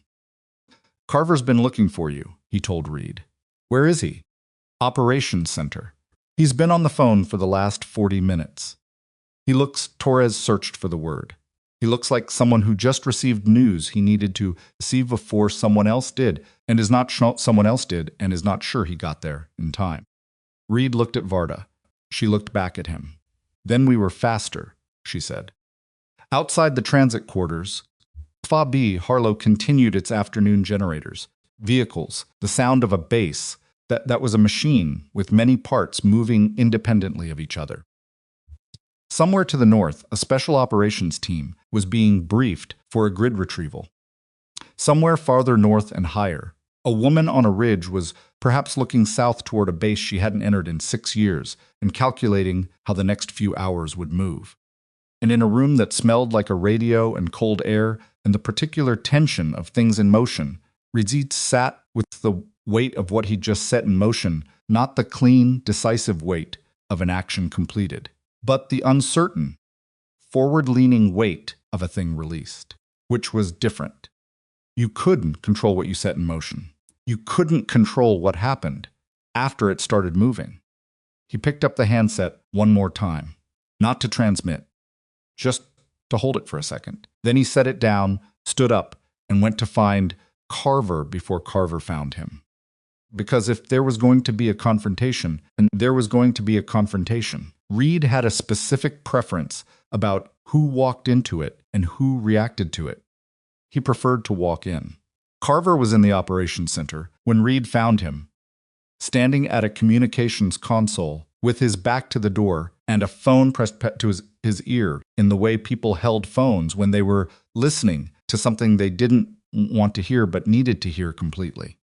He heard Reed come in the room, wasn't large, and Reed wasn't trying to be quiet, and turned with a particular rotation of a man who had been expecting this and had prepared a version of himself for it. The phone went down. Captain Reed. Carver's voice was professional. Clean, the voice of a man who had decided that the version of this conversation he was going to have was a calm one. I was going to send for you. Saved you the trouble, sir.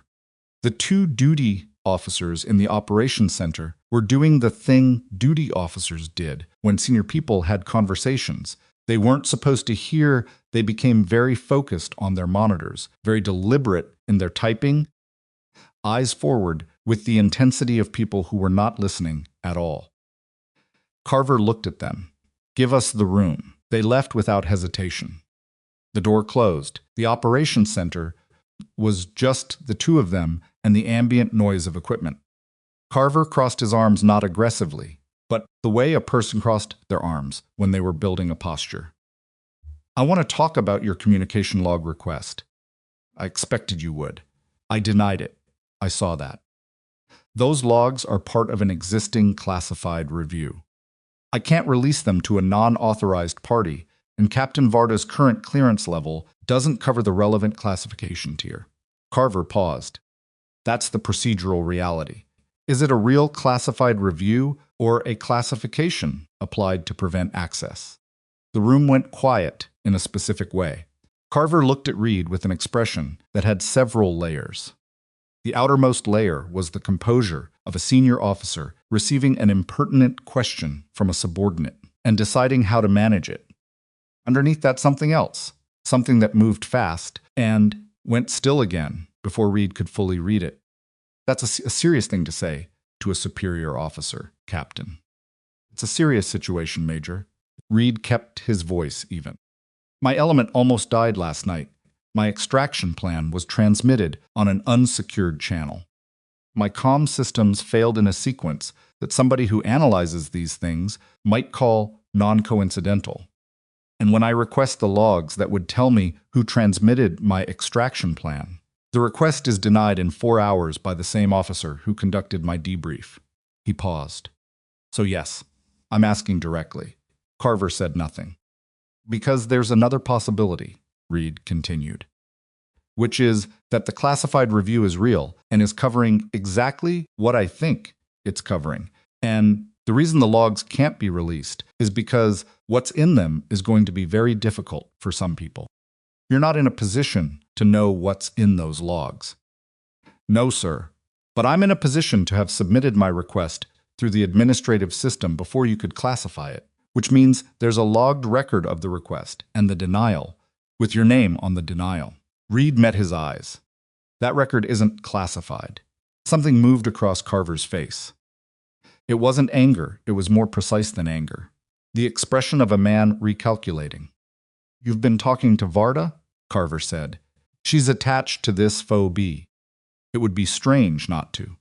Varda has been pursuing a theory for 4 months that isn't supported by the evidence she has. She's thorough, I'll grant her that, but she's been building a narrative and looking for facts to fit it, rather than following where the facts lead. Carver uncrossed his arms. I denied her requests because the material she was accessing was classified for legitimate reasons, not because I'm part of anything she imagines I'm part of. Then you wouldn't object to Theater Jag reviewing the denial. 3 seconds of silence. Theater Jag, Carver said. They have oversight authority over classification decisions that may affect a misconduct investigation. If the denial is legitimate, if the classified review is real and procedurally sound, that review would confirm it and everyone goes home. Reed kept his voice completely neutral, factual. The voice of a man who wasn't accusing, who was simply stating what existed. You'd have no objection to that, sir. If everything is what you say it is. Carver looked at him for a long moment. In that moment, Reed read the man as carefully as he'd ever read anyone, not the surface performance, but the structure underneath it. The way his weight had shifted slightly to his left foot. The way his breathing had adjusted by a fraction. The way his hands, which had been still, made a small movement toward each other, and then didn't complete it. This is above my pay grade, Carver said, finally. It was the most honest thing he'd said in the conversation. Yes, sir, Reed said. I think it probably is. Carver picked up the phone on the console behind him. Not to make a call, he held it for a second, set it back down. A displacement motion, something to do with his hands, while his mind was somewhere else. Who have you been talking to at JAG? I haven't been talking to anyone at JAG. Then how Carver stopped. I don't need to talk to JAG for material to reach them, Reed said. I just need to make sure it gets to the right person through the right channel. That landed. Reed watched it land. Watched Carver understand what that meant, that the thing he might have been trying to get ahead of had already moved past his position. What have you done, Captain? Not a question. The flat recognition of a man understanding that the window he'd been trying to close had already closed, just not in his favor. Reed said nothing. Carver set the phone down. His face had changed. The composed professional surface was still there, but something underneath it had shifted, settled into a different shape. Less like a man performing calm, and more like a man actually going calm. The particular calm of someone who has reached the end of a decision they've been making for a long time, and can now simply exist on the far side of it. I access patrol schedules as part of my operational function, Carver said. I have authorized access.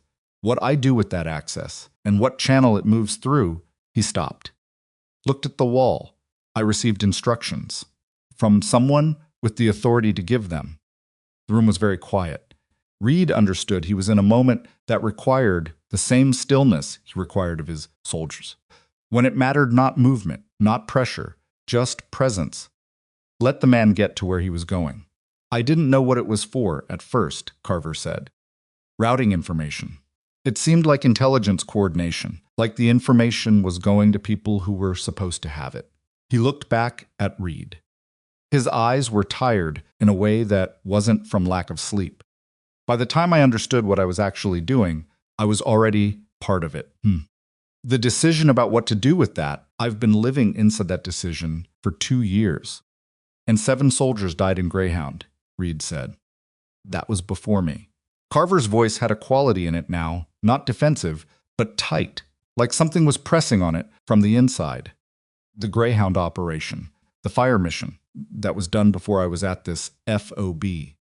What I was part of was the information routing that came after, the maintenance of the conditions that kept it buried, which contributed to soldiers being put in compromised positions.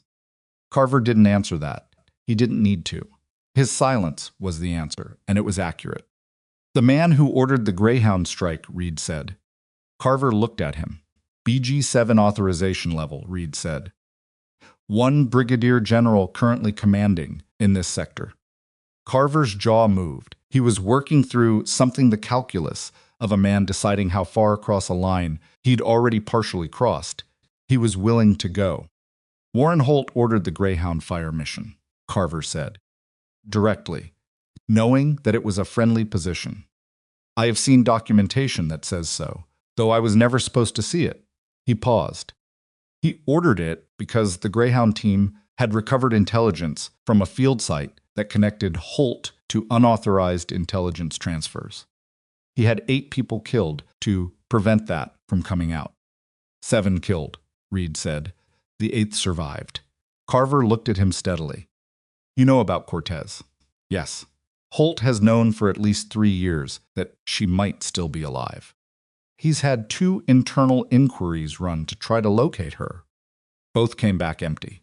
Carver's voice was flat now, carrying facts the way you carried things you'd been holding too long. If she has the original documentation from Greyhound, the targeting order, and it carries his authentication code, then nothing he does from this point stops it. She has it. The silence that followed was the specific silence of a man receiving confirmation that the thing he'd feared was real. Carver sat down, not dramatically. He just sat in the chair at the console with the movement of someone whose legs had made a decision his posture hadn't agreed to yet. He put his hands on his knees and looked at the floor for a moment. I need to talk to Jag, he said. Yes, sir. You do. I want, he stopped. I'm going to need some form of consideration for cooperation. I didn't order Greyhound. I didn't know about it when it happened. What I did was access and routes and route information under orders I shouldn't have followed, and I covered for a man I knew had done something I couldn't prove at the time. That's for Jack to evaluate, not me. Reed paused. But I'd note that the difference between what you just told me and what you haven't told me yet is probably significant. Carver looked up. Something in his face had gone very tired, the way faces went when they stopped maintaining something. You're 20 years younger than me, Carver said, and you're right about everything. I hate that. Reed didn't answer that either. Call Varda, Carver said. Get your JAG contact on the line. I'll make a statement. Varda took the call in the same room they'd used before, the not quite office, not quite holding thesis. She came in 2 minutes after Reed called her and took in the situation, Carver sitting at the table, Reed standing, the quality of the air in the room, and adjusted her approach in the space of about 3 seconds, the way a good intelligence officer adjusted when the terrain had changed. She poured coffee, 3 cups, without asking. Then she sat down and placed her recorder on the table and looked at Carver. Major Carver, I'm going to read you your rights as a potential subject of inquiry. Before you say anything. Do you understand? Yes. She read them. He listened without expression. Do you wish to have legal representation present before making any statement? I'll make a preliminary statement now. I'll have counsel present for the formal one. He looked at the recorder. Holt's going to know in a few hours that something's moving. Whatever I give you needs to get to Ferris at JAG before he can reach her through his network. Already in progress, Varda said. Carver talked for 40 minutes. It wasn't the whole thing, he was careful about that, carefully reserving certain specifics for a formal proceeding with counsel present, which was both legally sensible and strategically intelligent. But what he gave them was the structural skeleton of a thing that had been operating in the shadow of this FOB for 2 years, the mechanism by which patrol information moved from his terminal to an intermediary and then to external parties.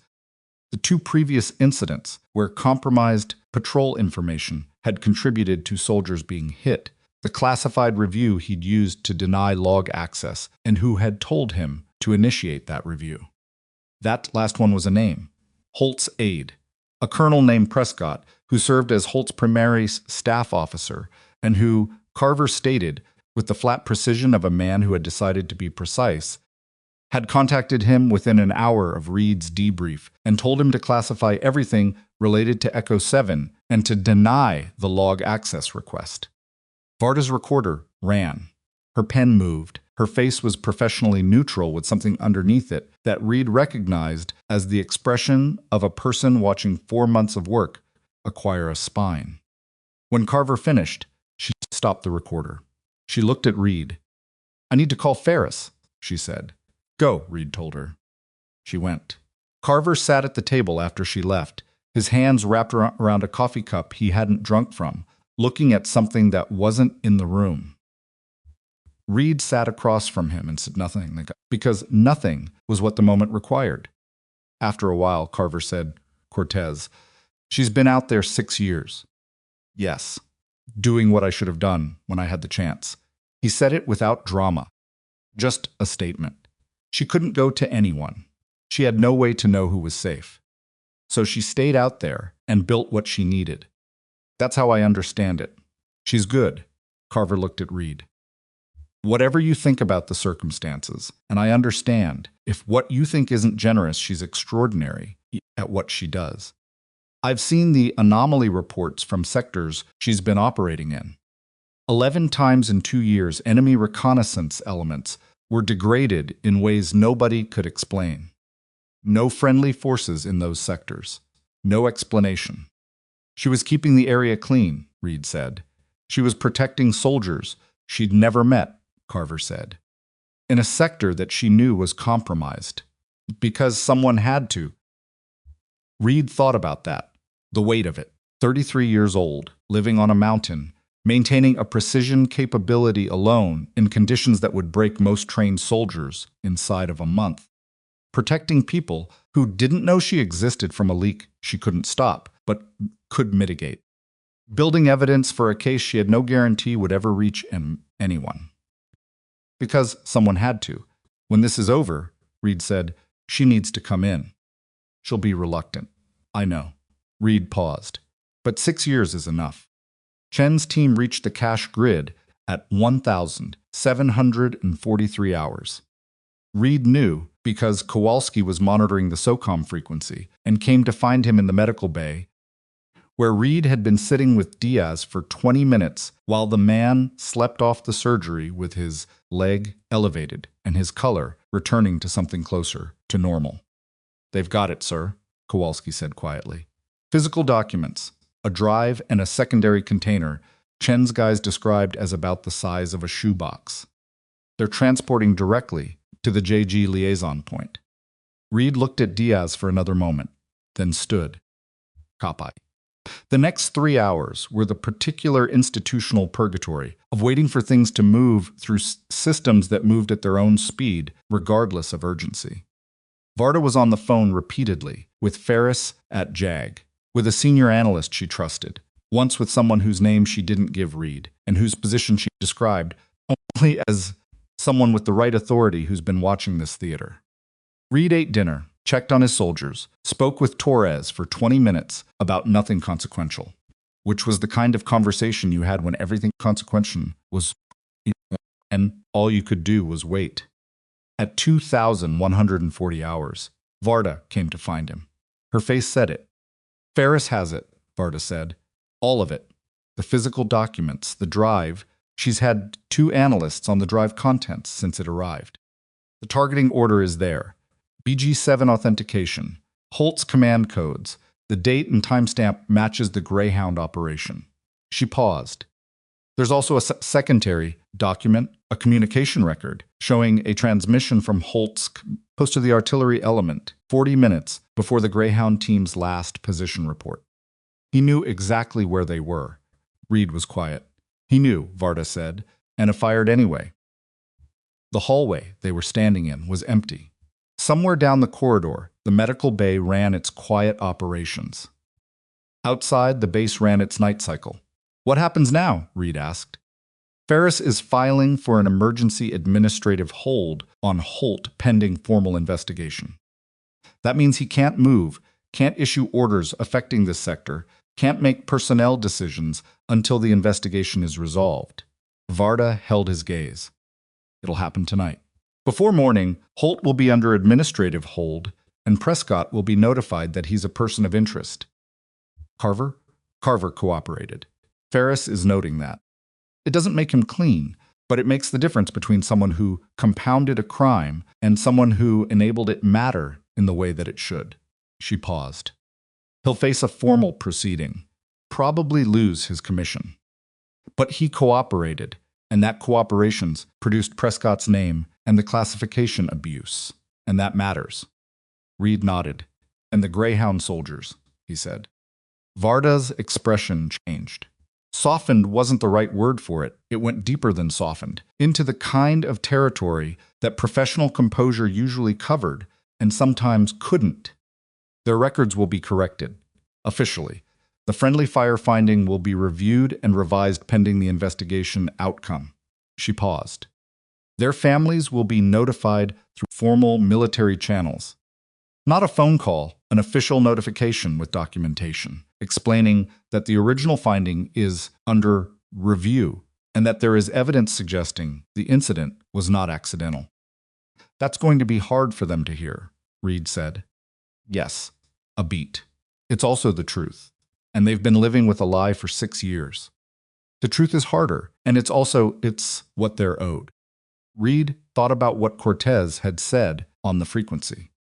They've been living with a lie for 6 years, said with the particular control of someone who had been living adjacent to that lie for 6 years, who had known the truth and had no way to deliver it to the people who needed it most.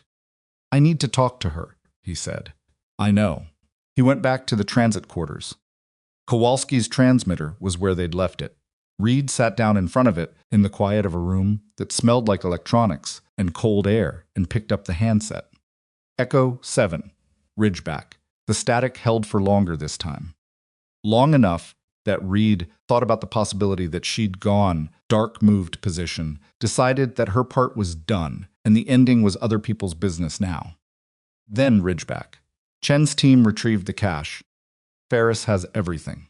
Holt will be under administrative hold before morning. Silence. Not the tactical silence of an operator between transmissions. The other kind, the kind that had weight and texture and said something about what was happening on the other end of it. The targeting order, she said. Ferris has it, with his authentication codes. It's enough. Another silence. The others. Greyhound. Their records will be corrected. Their families will be told. Reed paused, officially, with documentation. The frequency was quiet for almost 10 seconds. When she came back, her voice was the same, controlled, precise. But something in it had shifted in a way that was difficult to name, like a structure that had been bearing a load for a very long time and had just had some of that load removed and was now adjusting to the different weight of itself. "Okay," she said. "Just that, Cortez." Reed leaned forward slightly. Not that it helped anything physically. "I want to talk about you coming in. I figured you'd get there. 6 years is enough, is it? Not quite a question. The thing you were waiting to finish, it's finished. Not complete, it'll take time to work through the system, but the evidence is with the right people, and it's past the point where anyone can make it disappear." Reed kept his voice even, not pushing. "Staying on the mountain doesn't add anything, now. You don't know what it's like to come back from 6 years. No, I don't. You don't know what you look like to the institution. What category they put you in. What category? Problem. Complication. The thing that makes the story more complicated than they want it to be. A pause. Even if everything you did was right. Especially if everything you did was right." Reed thought about that. It was honest. It was also something he'd been thinking about since Varda had said she needs to come in, and he'd understood that the military institution and Lena Cortez had a complicated debt running between them that wouldn't be resolved cleanly by the exposure of Holt. "Varda's going to be in that room when you walk in," Reed said. "I'm going to be in that room. Toro Oskwalski." He paused. "The people you kept alive in a blizzard. We're going to be in that room. That's," she stopped, "that's not standard procedure for a reintegration." "No, it's not." The frequency held for a moment. "Ferris," she said, "at JAG. Is she what's she like?" Reed looked at Varda, who had come quietly into the room while he was talking and was standing near the door. He raised an eyebrow at her. Varda thought for a second. Then, clearly and distinctly, loud enough for the handset, "She's the kind of person who's been waiting to do the right thing for as long as you've been waiting to give it to her." Static. Then okay. A breath. "There's a road, 12 kilometers north of Harlow, Route 7. There's a pullout at the base of the North Ridge, kilometer marker 44. I'll be there at 700. Reed looked at his watch. 11 hours. "We'll be there," he said. Reed, "Yeah. Don't bring a lot of people." "I'm a pause. I haven't been around a lot of people for a long time. Just the ones I mentioned." And the static moved for a second. "Someone should probably have coffee." Reed almost smiled. "Almost. We'll have coffee." The frequency closed. He set the handset down. The room was quiet. Varda was standing by the door with an expression he didn't have a name for, something between relief and the kind of tiredness that came from finally reaching the end of something long. "Kilometer marker 44, she said. 700. Yes, I'll arrange transport." She paused. Reed, "This is going to be complicated, even from here. The reintegration, the formal proceedings, the questions about what she did, and how it's going to take time, and it's going to have difficult moments." "I know." She knows too. Varda pushed off the doorframe. "That's not nothing." She left to make arrangements. Reed sat for a moment longer in the quiet room. He thought about 11 hours and a pullout at kilometer marker 44, and a woman who had been carrying something alone for 6 years and had just quietly, on a ghost frequency, agreed to stop carrying it alone. Then he went to find Torres because Torres would want to know, and because telling Torres things was one of the few organizational habits that Reed maintained not out of protocol, but out of genuine preference. Some things you told the people who'd earned them. Torres found a thermos somewhere. Reed didn't ask where Torres had the particular logistical resourcefulness of a 22-year sergeant who had spent enough time at enough OBs to know which supply closets were worth investigating and which cooks started their shift early. The thermos appeared at 615 in the vehicle bay, full of coffee that was genuinely hot and only moderately terrible, and Reed accepted it without comment because it was the right thing to do, and Torres knew it. There were 5 of them in the vehicle: Reed, Torres, Varda, Kowalski, and Hale the medic. Because Reed had thought about it and decided that whatever condition Lena Cortez was in, after 6 years, on a mountain, having a medic present was not an overreaction. He hadn't told Hale that specifically. He'd just told her they were going to pick someone up at kilometer marker 44, and Hale had brought her kit without being asked, because Hale understood context. They drove north in the gray of an early morning that wasn't fully committed to being daylight yet. The road was clear. The blizzard had moved south and east overnight, leaving behind it the particular clean cold of post-storm air and a sky that was working its way from black to a pale, washed-out blue at the edges. The mountains to the north were visible for the first time in 2 days, the ridgelines sharp against the sky, the upper elevations carrying fresh snow that caught the first light and threw it back in long, flat plains. Reed looked at those ridgelines and tried to locate, somewhere in the geography of them, a position where a person could have maintained a surveillance capability for 6 years. He couldn't. The terrain was too vast and the concealment too complete, and that was supposed to precisely the point. Nobody spoke much on the drive. The thermos went around twice. At kilometer marker 44, the pullout appeared on the right, a widened section of gravel shoulder at the base of a slope where the mountain dropped down close to the road before pulling back. Varda checked her watch, 658. Reed pulled off and stopped the vehicle. They sat. 700 came and went. At 703, Torres said quietly, "There." She came down the slope from the north, moving through the last stretch of terrain between the tree line and the road, with a steadiness that didn't perform confidence, but simply had it the unhurried movement of someone who knew exactly where. Their feet were going and had decided to go there. She was wearing military-grade cold-weather gear that had been maintained, but not recently, the kind of wear that came from extended use in demanding conditions rather than neglect.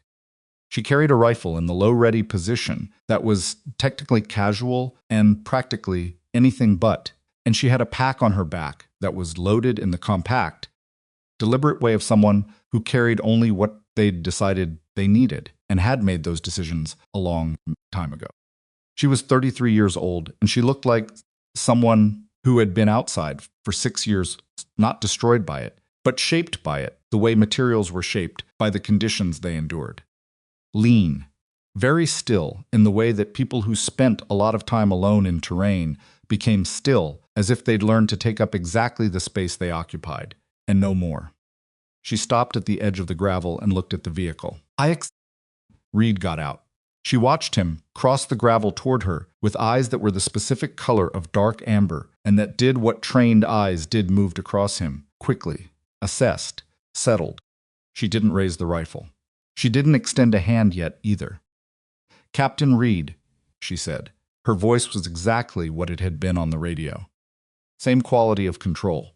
In person, it had more texture, the slight roughness of someone who didn't talk much, the precision of someone who had learned to mean what they said because there was nobody around to fill in the gaps. "Sergeant Cortez," Reed said. Something moved in her face when he said the rank. Not dramatic, a small thing, the kind of small thing that only registered because he was watching for it. Like the word had weight she wasn't quite prepared for. "I'm not sure that's still accurate," she said. "We're working on making it accurate again." He paused. "Coffee?" She looked at him for a moment. Then the corner of her mouth moved, not a smile exactly, but the ghost of one, the faint suggestion that a smile was a thing that existed and had been accessed at some point in the past and might be again. "Yeah," she said. "Coffee." Torres materialized with the thermos. Cortez took the cup he poured with both hands and held it the way people held warm things when they'd been cold for a long time, not drinking immediately, just holding. She looked at the others as they got out of the vehicle. Varda, Kowalski, Hale. Her gaze stopped on Hale. "Medic," Cortez said. "Not a question." "Yes," Hale said. "Not here for anything specific. Just here." Cortez looked at her for a second, then nodded once. It was the nod of someone who understood the gesture and appreciated that it hadn't been dressed up into something more than it was. She drank the coffee. They stood in the cold by the side of the road for a few minutes, nobody rushing anything, the mountains behind Cortez and the road south ahead of her. It was the kind of moment that needed to breathe before it became the next thing. Then Varda said, "Holt is under administrative hold." As of 230 this morning, Cortez stilled. Colonel Presk was notified at 400 that he's a person of interest in the J.J. Gee investigation. Major Carver made a formal preliminary statement last night and will give a complete statement with counsel present today. Varda held her gaze. The targeting order from Greyhound has been authenticated. Holt's authorization codes are confirmed. The chain of communication between his command post and the artillery element is documented. Cortez was very still. Her hands around the coffee cup were steady. Her face was doing something that it was managing carefully, not suppressing, exactly, but containing. The way you contained something you'd been carrying in the dark for a long time and had just seen in the light. "The 7, she said. Their records will be corrected through a formal JAGGY review. The friendly fire finding will be revised to reflect what the evidence shows." Varda's voice was careful. "Their families have been scheduled for formal notification through military channels this week." Cortez looked at the mountains. Reed watched her look at them. Watched the particular way she held herself in the next 30 seconds, not crumbling, not collapsing into anything, but doing something quieter and harder, which was allowing 6 years of weight to shift without falling over from the shift. Her jaw moved once. Then she looked back at Varda. "Ramirez," she said. "He had a daughter. She was 2 when he died. She'll be told the truth about her father." "Martinez was the best shot I ever saw, except for myself," Cortez said. "He was afraid of dogs. Big dogs." A pause. "Nobody would know that from his file. Nobody said anything. I'm not." She stopped. Started again, more carefully. "I'm not going to pretend 6 years finishes in a parking lot. But the thing I needed to happen, the evidence getting to people who could use it." She looked at Reed. "That happened." "Yes," Reed said, "because you picked up a radio. Because you answered it." She held his gaze for a moment. Then she looked down at the coffee cup in her hands, and something about the angle of her head in that second was the most human thing Reed had seen from her, not the tactical precision, not the controlled transmission voice, not the capability that had kept 18 people alive in a blizzard. Just a person looking down at a cup of coffee in the morning cold, doing the private work of standing at the end of something. "Okay," she said. "Let's go." The administrative processing at FOB Harlow took 4 hours and was not graceful. It wasn't supposed to be graceful. There was no protocol for the formal reintegration of a soldier who had been listed as KIA for 6 years, and the systems that existed for processing unusual administrative situations were built for situations that were unusual in ways the designers had anticipated, which this was not. Forms that didn't fit, databases that produced error messages. A personnel officer who kept looking at Cortez and then at his screen, and then back at Cortez with the expression of a man whose database was telling him something that his eyes were disagreeing with.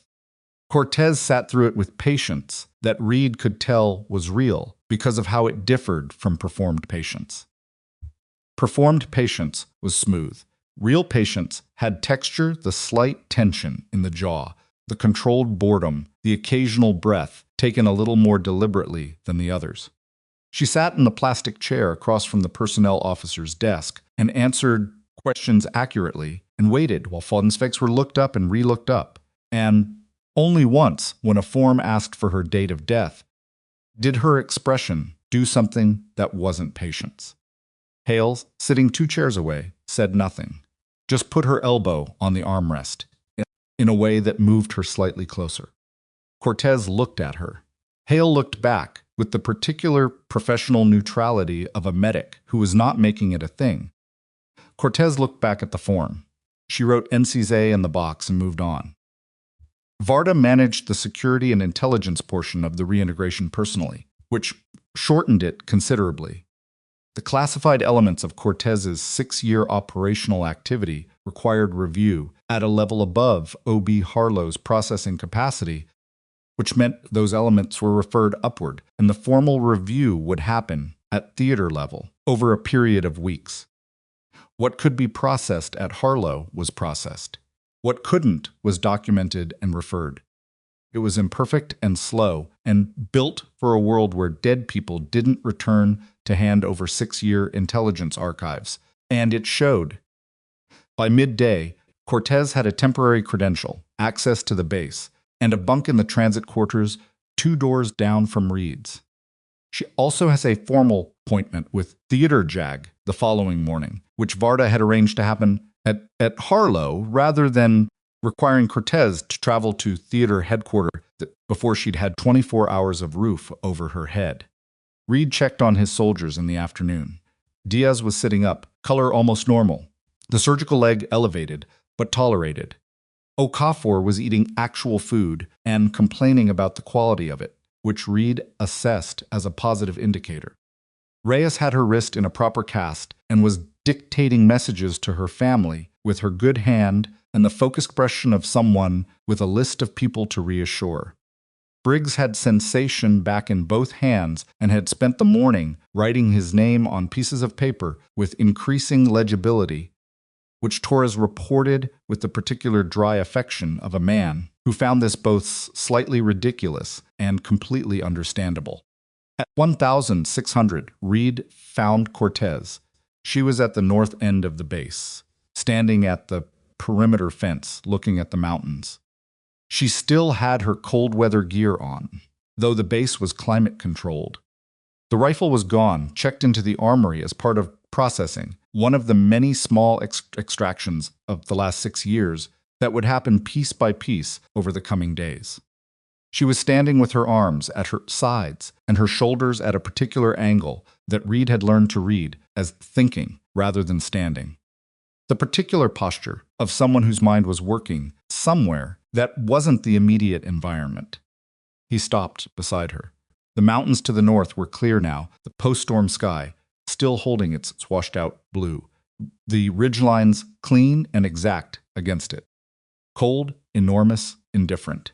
They'd looked exactly the same 6 years ago, when Lena Cortez had decided to stay in them, and they looked exactly the same now that she'd decided to leave.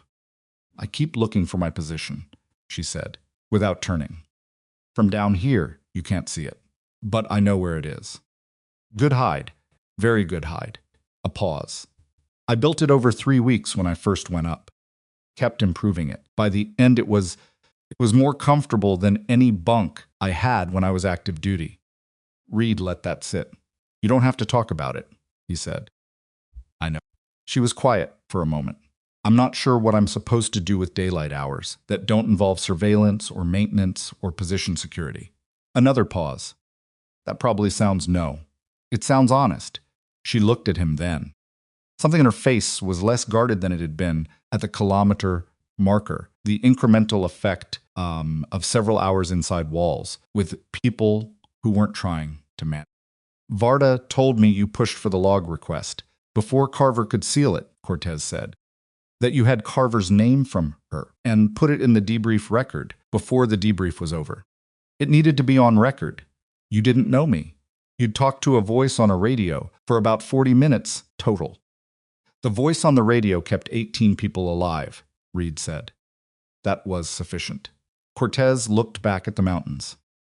"I've been wondering in the time since this morning whether it would have happened without you. Whether if it had been a different officer professionally, whether if it had been a different officer at Blackridge, someone who didn't push on the log request, who just went through the standard debrief and moved on, whether any of it would have reached Ferris. Maybe not the same way. Maybe not at all." A pause. "I've been building this for 6 years. I had the evidence staged for 8 months. And she stopped. "I almost didn't answer when you called. For about 10 seconds, I had my hand on the frequency, and I was deciding whether to answer or let it go." Reed looked at her. "What made you answer?" She was quiet for a long moment. "'Cause someone was in a trench dying," she said. "And I could do something about it. And there's a version of me that had been out there long enough that I might have let the calculation run the risk of exposure, the operational security of the cache, the question of whether engaging was worth what it cost." She paused. "But that's not the version I wanted to be." Reed nodded. 10 seconds, he said. 10 seconds. They stood at the fence for another minute. The light was starting its afternoon change, the mountains shifting color slightly as the angle dropped, the shadows extending. A base ran its life behind them, generators, voices, the sound of a meal service starting somewhere. "The position's still up there," Cortez said. "We'll have it cleared properly." "I know." I left notes. Everything documented: locations, construction, what's cached where.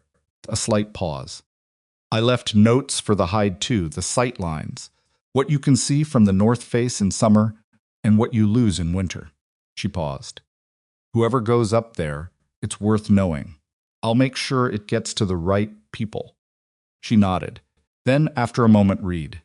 "The soldiers in my element. Greyhound. I need to, when the families are notified, I need to be part of that." She said it carefully, like she'd been working up to it. "Not officially. Not as a formal part of the process. But I need the families to be able to talk to someone who was there. Who knew them." A pause. "Martinez really was afraid of big dogs. Ramirez's daughter deserves to know what her father was actually like. Not the official record. I'll make that happen," Reed said. She looked at him with something that wasn't quite gratitude and wasn't quite relief, and was probably both of those things filtered through 6 years of being past the point where either of those emotions processed cleanly. "Okay," she said. The formal JAG session the following morning lasted 6 hours.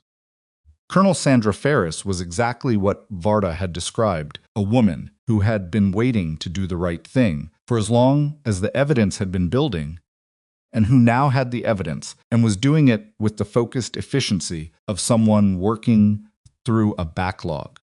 She was in her late 40s, precise, not warm, but not cold, either the particular professional register of someone who treated the people in front of her as accurately as the documents in front of them, neither more nor less. Cortez gave her testimony in a session that was formal and recorded and attended by her provisional legal counsel, a JAG captain named Rios, who was young and serious and asked exactly the questions that needed asking and no others. The testimony covered the Greyhound operation in full, what the team had found at the field site, what the intelligence had indicated, the sequence of communications before the fire mission, the strike itself, and what had happened in the immediate aftermath, and then 6 years of accumulated documentation that Cortez delivered with the precision of someone who had organized it internally for a very long time before it became physical evidence. Reed gave a supporting statement. Torres gave one. Varda submitted her 4 months of documented anomalies and blocked requests and the full record of Carver's preliminary statement. Carver's formal testimony, with counsel present, lasted 4 hours. He named Prescott fully. He detailed the mechanism of the information routing. He provided dates, channels, and the specific instruction he'd received to deny Varda's requests and classify the Echo 7 incident. By 1,600 that afternoon, Ferris had enough to support formal charges. Holt's administrative hold was converted to a formal investigative suspension pending charge review. Prescott was placed on administrative hold. The charge documents would take days to finalize. But the investigative finding was clear enough that Theater Command issued a statement that evening acknowledging an active misconduct investigation at general officer level, carefully worded. Bureaucratically hedged, but public. The statement took 20 minutes to reach every military news service in the theater. It took 45 minutes to reach the families. Not through the military news services. Through Ferris's office, through carefully coordinated outreach by a team of casualty affairs officers who had been briefed specifically and who went to each family personally, not with phone calls, not with letters, but in person, with documentation and the formal language of correction. 7 families who had been told one thing for 6 years were told something else. It took longer to absorb. It would take years for some of them. The correction of a lie that had shaped 6 years of grief was not a simple substitution. It was a restructuring. And restructuring at that scale didn't happen in one afternoon. But the truth was there, in their hands, with signatures and dates and the weight of official record. For Ramirez's daughter, who was 8 now and had never known her father and had only the official story to construct him from the truth, arrived in a different way, through her mother, who had to decide how to translate it into something an 8-year-old could carry. That translation was private and imperfect and necessary, and it happened in a home 600 kilometers from F.O. Harlow, in a kitchen, with a child who had her father's eyes and no context yet for what this meant. Cortez didn't know about that moment when it happened. She found out later, when Ramirez's wife, whose name was Carmen, wrote her a letter that arrived through Varda's office 3 weeks after the investigation went public. She read it alone in the transit quarters that had become a temporary assignment while the formal reintegration processed. And Reed heard about it from Varda, who heard about it from Hale, who had walked past and seen Cortez sitting on the edge of the bunk with a piece of paper in her hands and said nothing and kept walking, because sometimes the right thing was exactly that. It took 11 days for the formal investigative process to produce charges. Holt was charged with unlawful targeting of friendly forces, conduct unbecoming, and obstruction, the last charge, stemming from the classified review mechanism he'd used through Prescott to suppress Varda's inquiry. The charge document was 43 pages and would eventually expand as the review incorporated Cortez's full 6-year archive. He was formally stripped of his rank, pending the outcome of a military tribunal that would take months to convene and longer to conclude. The stars came off in a process that was bureaucratic rather than ceremonial, which was its own kind of statement. Prescott resigned his commission before charges were formally filed, a calculation that his counsel apparently believed served him. It served him less than he hoped the JG investigation had reached. That resignation didn't interrupt. Carver was formally separated from the military, with a notation in his record that would follow him. He didn't fight it. He had his statement, his cooperation, and the knowledge that he'd finally done the thing he should have done 2 years earlier, when he'd first understood what he was routing, which was insufficient, but was what he had. Cortez was reinstated. The formal order came down on the 14th day, and it came down correctly, not with the asterisks and qualifications that bureaucracies attached to uncomfortable situations when they wanted to acknowledge something without fully committing to it, but cleanly.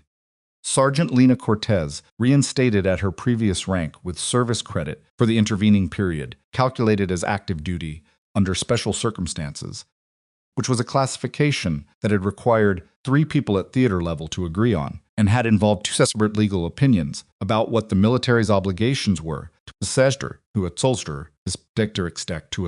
had survived a deliberate friendly fire strike and had then spent 6 years documenting it. The promotion came 8 days after reinstatement. Sergeant Major.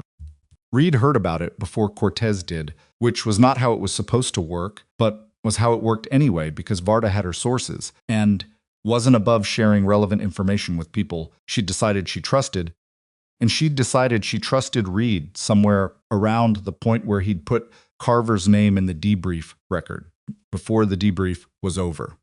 He was in the medical bay visiting Diaz, who was mobile now, moving with a cane and deep displeasure at the cane, but moving when his phone buzzed with Varda's message. He went to find Cortez. She was in the motor pool, of all places. Not assigned there, she'd wandered into it the way a person wandered into operational spaces when they were acclimatizing to a base and needed something to do with their hands. A mechanic named Castellano had put her to work, helping with a vehicle brake inspection because she'd asked a competent question about the brake line, and Castellano was practical about labor. She had grease on her hands and was crouched beside a vehicle wheel assembly and looked in that moment more at ease than Reed had seen her since kilometer marker 44. Varda's office, he said. She looked up. Read something in his face. Now? She asked. Now's good. She said something to Castellano, wiped her hands on a rag that made them marginally less greasy, and followed Reed across the motor pool. Varda's office, an actual office now, having been upgraded from the not-quite office the week before in a territorial reassignment that said something about how power arrangements at Harlow had shifted without anyone announcing it was small and cluttered with the controlled disorder of someone who processed a lot of information in limited space. Varda handed Cortez a piece of paper. Cortez read it. She read it twice. Her face did the thing it had done at the kilometer marker containing something, managing the size of it. But this time the management was different, less like suppression and more like a person adjusting to a weight that had gone from heavy to different. Sergeant Major, she said. Yes, Varda said. That's Cortez stopped. When I went up the mountain, I was a sergeant. I've been a sergeant for 6 years in my own head. Now you're a sergeant major, Varda said. She had the expression of someone who had been waiting for this moment and was taking it in carefully, not rushing it. The promotion board reviewed your complete service record, including the 6-year period. Your recommendation from before Greyhound was already strong. The 6-year documentation, what you built, the precision of it, the scope the board used a rarely invoked provision for exceptional service conducted under extraordinary circumstance. Cortez looked at the paper in her hands. I need to call Rios, she said. Her legal counsel. Then I need to call. She stopped. I don't have anyone to call. My family. My mother's in Phoenix. I haven't. She stopped again, a different stop. The stop of someone running into a thing they'd been not running into for 6 years and had now run into. I haven't spoken to my mother since I was listed as KIA. The room was very quiet. Your mother was notified last week, Varda said carefully. Casualty Affairs reached out to her as part of the family notification process. She's your listed next of kin. She knows you're alive. Cortez looked up. She's been asking to speak with you, Varda said. We told her you needed time to process the reintegration, she said. Varda paused. She said she understood. She said to tell you she'd be there when you were ready. Cortez put the paper down on Varda's desk. She pressed both hands flat on the desk and looked at them, the same hands that had held a rifle on a mountain ridge in a blizzard and placed 7 shots with the precision of someone who had made peace with beings necessary and did something that wasn't crying, exactly, but occupied the same territory, the particular physical expression of a thing that had been held a very long time, releasing into the body of the person who had been holding it. Reed looked at the wall. Varda looked at her desk. Nobody made it a thing. After a moment, Cortez picked up the paper again. I'd like to use a phone, she said. Her voice was the same, controlled, with the same texture of something beneath it, something real. Of course, Varda said. Reed stood. I'll leave you to it. Reed. Cortez looked at him. There was something direct in it, something that hadn't been there at the kilometer marker, less distance, more presence. 6 years of necessary isolation was a habit the body didn't drop in 2 weeks, but something had shifted. Thank you for picking up the radio. You answered it, he said. You picked it up. He nodded once. Then he left her to her phone call. 3 weeks later, Cortez reported to her new assignment, a reconnaissance training unit, at a base that wasn't Harlow, in terrain that was different from the northern ridgelines, but still had mountains in it, which she had said, when informed of the posting, was fine. The assignment had been recommended by Ferris and approved by Theater Command as part of the formal reintegration plan, a role that used what Cortez actually knew, which was substantial, and that placed her in a context where the unusual dimensions of her recent service were more asset than complication. The training unit produced reconnaissance operators. what she could teach them about long-range observation, field construction, extended solo operation, and the particular discipline of patience under conditions that eroded most people's precision. There was no curriculum that covered it. She would have to build the curriculum. She told Reed this in a brief call the day before she left Harlow. She sounded, on the phone, like herself, which he had come to understand meant controlled and direct in the way that people were wry when humor had been absent long enough, that it returned in careful, deliberate doses. Curriculum development, he said. Never figured you for an instructor. I'm not going to be great at the standing in front of people part, she said. The standing in front of people part is learnable. Everything's learnable, she said. That's more or less the point. On the morning she left, Reed was at the vehicle bay. He had better coffee than the thermos Torres had produced at kilometer marker 44 from the officer's mess in 2 actual cups. He handed her one when she appeared with her pack and the particular economy of movement of someone who had carried everything they owned on their back for a long time. She took the cup.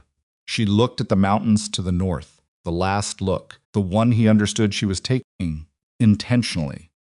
I wasn't waiting, she said. It was almost the same thing she'd said on the radio weeks ago in the blizzard. But the context had changed what it meant, or maybe what it meant had always been more specific than it sounded. I know, Reed said, 6 years. She looked at the mountains. I knew what I was building. I knew where I wanted it to go. I just had to build it long enough. A pause.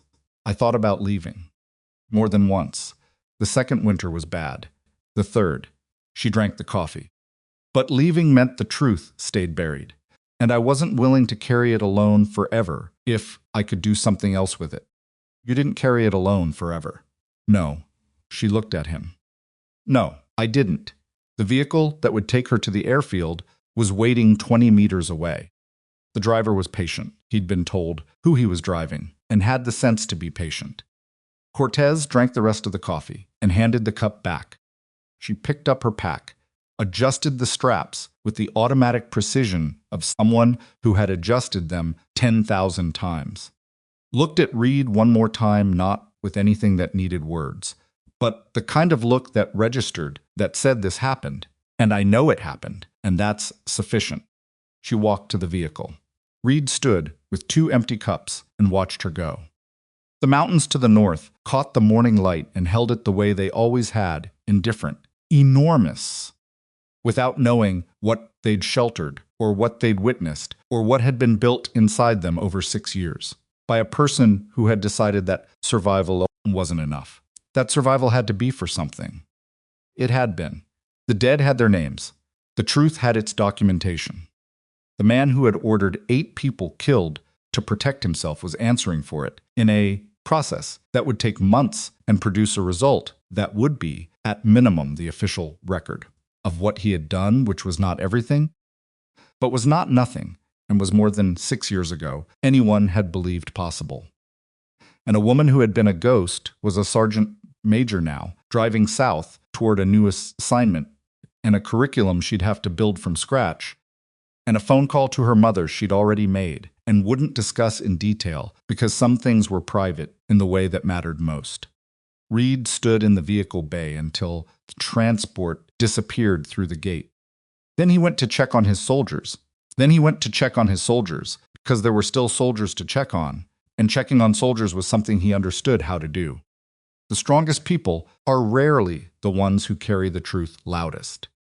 They're the ones who carry it long enough alone, in the cold, with no guarantee anyone will ever come and choose to hold on. Because they know that the people who need it most haven't found their radio yet.